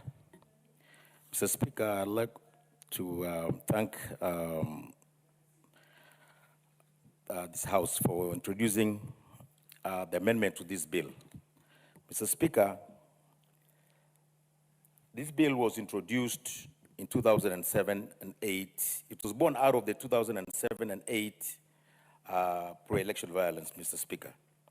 And Mr. Speaker, it was a noble idea that it was started because it gives hope to many Kenyans that now we'll be able to live peacefully with each other, not hurling insults or even use social media to provoke others. Mr. Speaker, 18 years later, NSIC has very little to show for it, Mr. Speaker, because we still have hate speeches going on, Mr. Speaker, that continue to pollute and poison our airwaves, Mr. Speaker. And as my colleague said, that the NSIC issues directives, prosecutions, but they have no teeth to bite. So, Mr. Speaker, I would love to see the amendments done if they actually address that. Mr. Speaker, on a more important issue is the issue of cohesiveness itself, Mr. Speaker. Mr. Speaker, the marginalized people of northern Kenya and other parts of this country feel disadvantaged more than ever before. Mr. Speaker, this bill was their hope. This bill was going to save them from the discrimination they're facing from the government and other people in this country, Mr. Speaker. Mr. Speaker, the irony of it all is that the very people this commission was supposed to help they are more excluded today than before the NSIC was born. Mr. Speaker, let me read the record of what the NSIC said and itself recently, that its latest audit of ethnic representation in public universities, NSIC found that out of the 27,596 employees, there was not a single individual from 10 Kenyan communities and members of this country, Mr. Speaker, from the El Molo, from the Konso, from the Oromo, from the Rendile, from the Makonde, and many other tribes, Mr. Speaker, ethnic groups, Mr. Speaker. Mr. Speaker, this was what NSIC was made for, to change and make sure that people are not marginalized in this country. Mr. Speaker, the NSIC itself has given us those ethnic groups that they say are not employed, and they've not done any effort to rectify their mistakes, Mr. Speaker. Mr. Speaker, the Commission did nothing about it, apart from holding press conferences, Mr. Speaker, reports, conferences, and then move on to their next agenda. Mr. Speaker, I hope that these amendments in this bill will help save the situation across the public institutions, or even worse, Mr. Speaker. The same NSIC report revealed that about 70% of all jobs in state corporations are held by 5 or 6 ethnic groups. Mr. Speaker, NSIC never addressed that. As a matter of fact, it goes in worse. Mr. Speaker, the marginalized people of this country would long to be included in the development of Kenya. And Mr. Speaker, if NSIC, with its amendments coming up, are able to address that issue, then we will have something to talk about, because I know at the moment NSIC has failed Kenyans. Thank you, Mr. Speaker. I beg to support. The Honorable Rosa Buyu.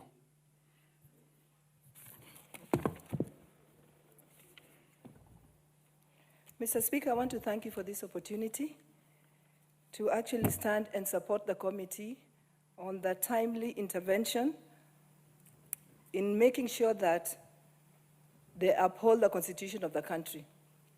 Mr. Speaker, the Kenyan Constitution is the supreme law of this land, and any law must abide or align itself with that Constitution. So I want to congratulate the committee for actually seeing it fit that they want to bring these amendments to ensure that the National Cohesion and Integration Commission bill would actually align itself to that, to our Constitution. Mr. Speaker, our Constitution talks about all Kenyans being equal, regardless of sex, regardless of age, regardless of color, regardless of tribe. And what this amendment seeks to do is to just enhance what indeed is in the Constitution. Mr. Speaker, the amendment recognizes the fact that currently we don't have equality in employment opportunities. Mr. Speaker, that is something that has really created a lot of conflict and a lot of ill feeling amongst Kenyans who feel that they are qualified for an opportunity, but sometimes they're discriminated against because they don't come from a particular tribe or a particular section of this country. Mr. Speaker, for that reason, I want to support this amendment because it does not matter where you come from in this country. It does not matter what sex you are in this country. If you have that qualification, you must be given equal opportunity in terms of consideration to be employed. Mr. Speaker, it also addresses resource distribution in the country. We know that many parts of this country feel alienated and discriminated against. Mr. Speaker, you go to the northern part of this country, sometimes there's drought and you cannot imagine what you see on our television screens. Animals dying, people dying of hunger, yet in other parts of the country, there's bonus and there's a lot of food, Mr. Speaker, and people seem to be prospering when other parts of the country, people seem to be, to actually be dying. Mr. Speaker, this will actually ensure that the country or a lot of effort is put in ensuring that whatever is plentiful in any part of this country is actually shared amongst all Kenyans, so that we all indeed do feel like Kenyans. Mr. Speaker, affirmative action is one of the things that is well addressed in our current constitution. Mr. Speaker, we know of Article 27 that clearly states that in any opportunity or in any appointive position, there must not be discrimination of sexes. If, for example, you have an opportunity to employ 3 people, you can have 2 people being male and 1 being a woman. Or you can have 2 people being female and 1 being a man. In that way, we have inclusion of all sexes within any appointive or elective position. But, Mr. Speaker, long after the Constitution was promulgated in 2010, that article has still not been operationalized. Mr. Speaker, the onus was given to this Parliament to actually come up with a way or a manner or a policy in which the Article 27 could be operationalized. But Parliament has failed in that. Mr. Speaker, if we do have this amendment, the focus will be on Parliament, that it must make sure that any discrimination against any sex or any part of that constitution that has not been operationalized to ensure that every Kenyan is equal to the other will be addressed. Mr. Speaker, for that reason, I support this amendment. Mr. Speaker, the amendment also talks about hate speech. We are now going into the election period, and we know what is happening in this country. Mr. Speaker, the politicians have actually been reckless in their utterances in disregard of the fact that they could actually take this country into, they could actually run down this country. Mr. Speaker, Rosa, yes, Mr. Speaker. who are the politicians? Mr. Speaker, I'm one of the politicians. Proceed. Yes, Mr. Speaker. So that including Rosa Buyu, we've actually become irresponsible in our utterances. We forget that we have the responsibility to ensure that we uphold the peace and unity of this country. But Rosa or any other politician will carelessly get up and use abusive language or say things that are discriminatory to a certain community. Mr. Speaker, I hope that with this amendment, that will be addressed. Because, Mr. Speaker, if it's not addressed, we will not wait for 2027 to have elections. Because what is happening in the country now, Mr. Speaker, is something that should not be encouraged. Mr. Speaker, for that reason, I actually support this amendment. Mr. Speaker, my only problem is this amendment does not give the commission teeth. This commission has existed for a long time, but it has become a talk shop because they will meet communities, they will actually summon people who are charged with hate speech, but they do nothing after that. So I hope that when we do come to effecting this bill, we will have addressed the issue of giving teeth to this commission. Because if it has teeth, then politicians or anybody else who wants to speak ill or speak hateful against one another will actually be brought to book. And because of that, it will act as a deterrent so that we all align ourselves to being one unified country, one peaceful country. But without that, Mr. Speaker, this commission will still be a talk shop and a toothless commission. So I would urge this committee that when we do move, Mr. Speaker, we must give teeth to this committee to ensure that it does what it's supposed to do. Because, Mr. Speaker, we have gone to many countries, but there's no country like home. Kenya still remains to be the best country to be in. I, for one, know that I have no other home.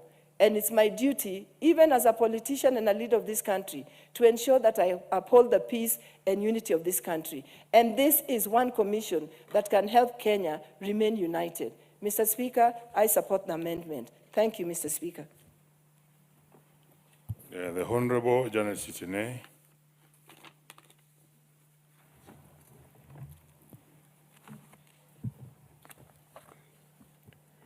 Thank you, Honorable Speaker. I beg to move the following motion, that this House adopts the report of the Order, Honorable Janet. My expectation is that you are contributing on the motion that is on the floor, and that is the National Cohesion and Integration Bill.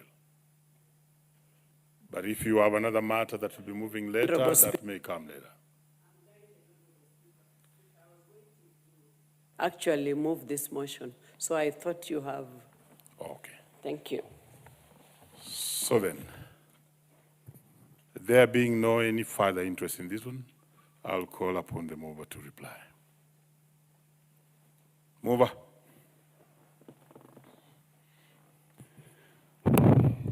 Thank you very much, Mr. Speaker. I want to take this opportunity to thank those members who have gotten an opportunity to contribute to the motion, and appreciate the comments that have been made. Just to clarify, Honorable Speaker, that in my moving notes, I indicated that we are going to give the Commission the teeth through an amendment that is going to be introduced by the committee. So members who are interested in bringing the amendments in the Committee of the Whole House, that has already been taken over by the committee. So most of the issues that members have brought up. Could you speak to it so that they also know the limits to which they will go? Now that you are saying and indicating that you have already done that.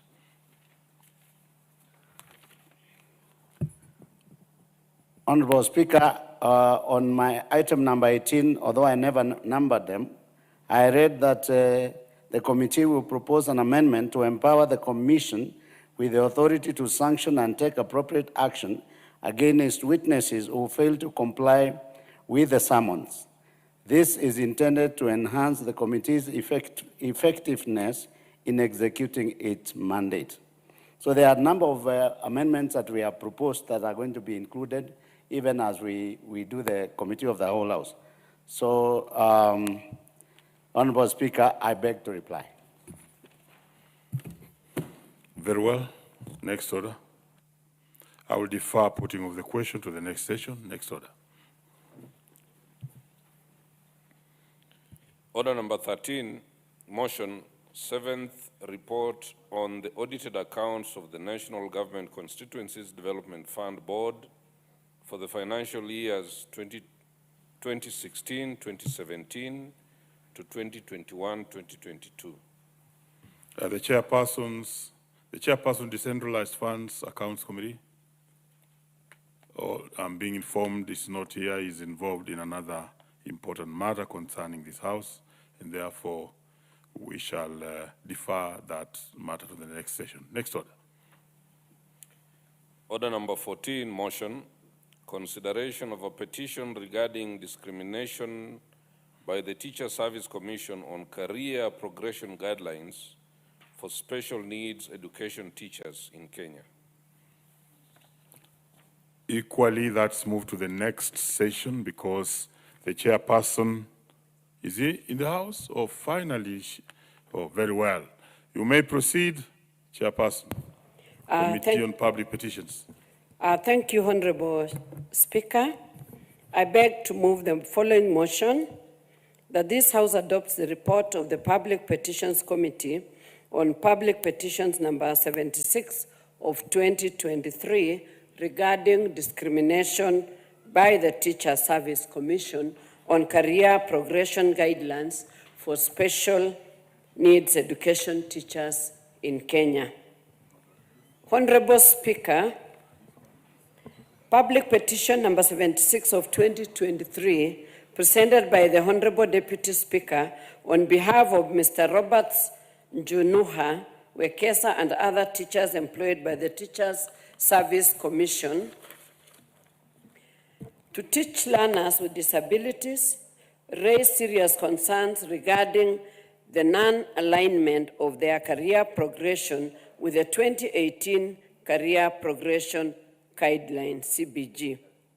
The petitioners prayed that the National Assembly, through the Public Petitions Committee, to intervene and revert to the provisions of the Career Progression Guidelines of 2018 applicable to the special needs education institutions and backdate the implementation date. Honorable Speaker, the committee undertook a comprehensive examination of the petition, and we received oral and written submissions from various stakeholders, including the petitioner, Mr. Roberts Njunuka, Wekesa, and representatives of affected SNE teachers. 2, the Teachers Service Commission. 3, the Ministry of Public Service, Performance and Delivery Management. Honorable Speaker, having considered all submissions and issues for determination, the committee made several key observations and recommendations. Committee observations. The committee observed that the issue of career progression for SNE teachers is a matter of administrative inconsistency and delayed implementation, characterized by the job titles of SNE teachers in the payroll.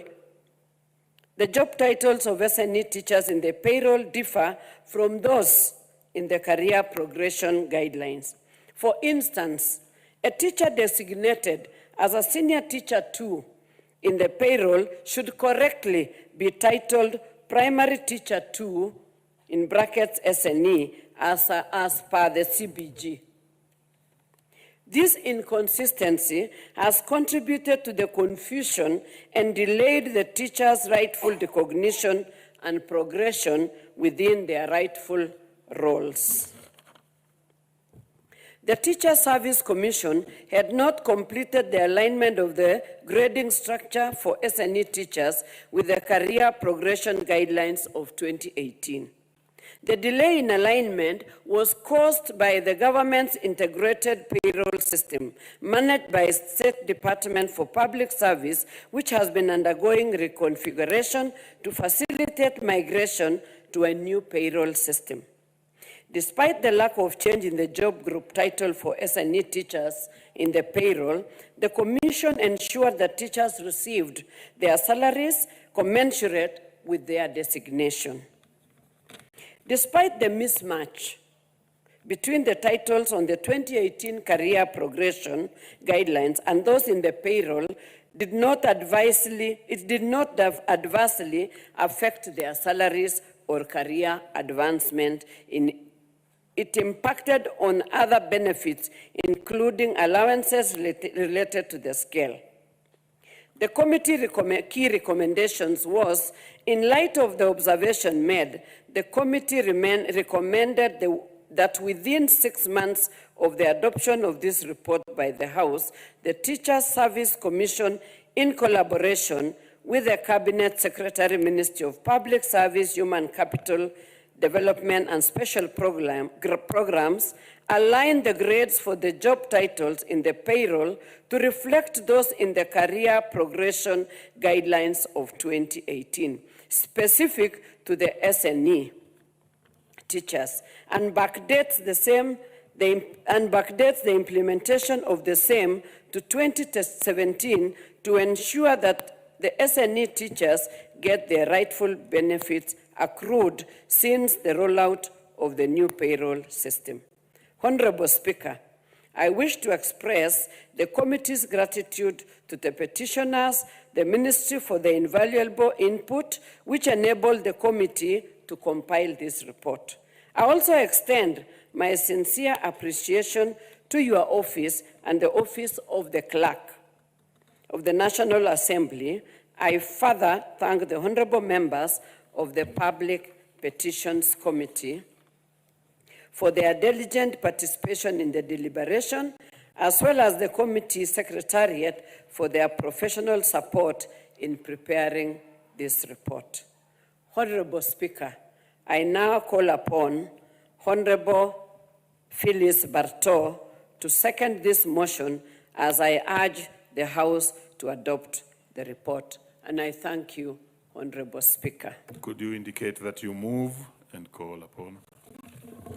And Honorable Speaker, I therefore move this motion. Thank you, Honorable Speaker, and ask Honorable Bartow to second it. Honorable Bartow. Thank you, Mr. Speaker. I second the motion. Now that it's a very important motion, it will cure the discrimination of teachers with special needs.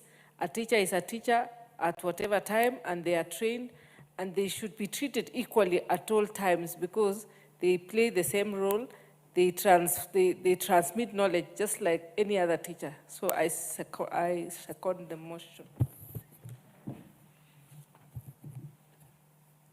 Honorable members, I now propose the question, which is that this House adopts the report of the Public Petitions Committee on its consideration of the public petition number 76 of 2023 regarding discrimination by the Teacher Service Commission on career progression guidelines for special needs education teachers in Kenya, laid on the table of the House on Wednesday, 19th November 2025.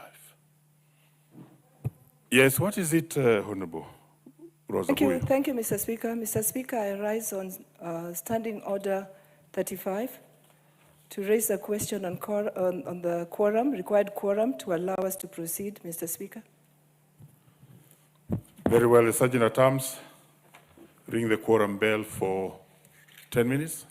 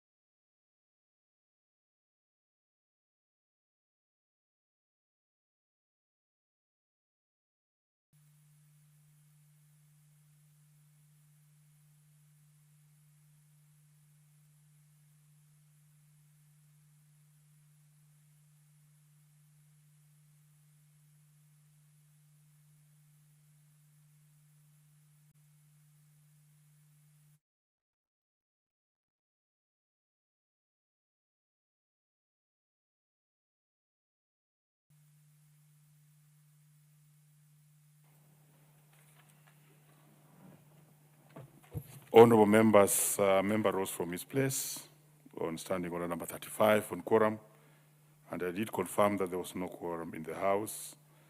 I since then asked the Sergeant at Arms to ring the quorum bell for 10 minutes.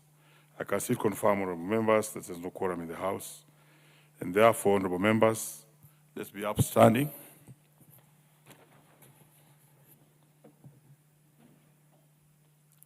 Honorable members, and the time being 7:21 p.m., this House stands adjourned until tomorrow, Thursday, 19th, 02/2026 at 2:30 p.m.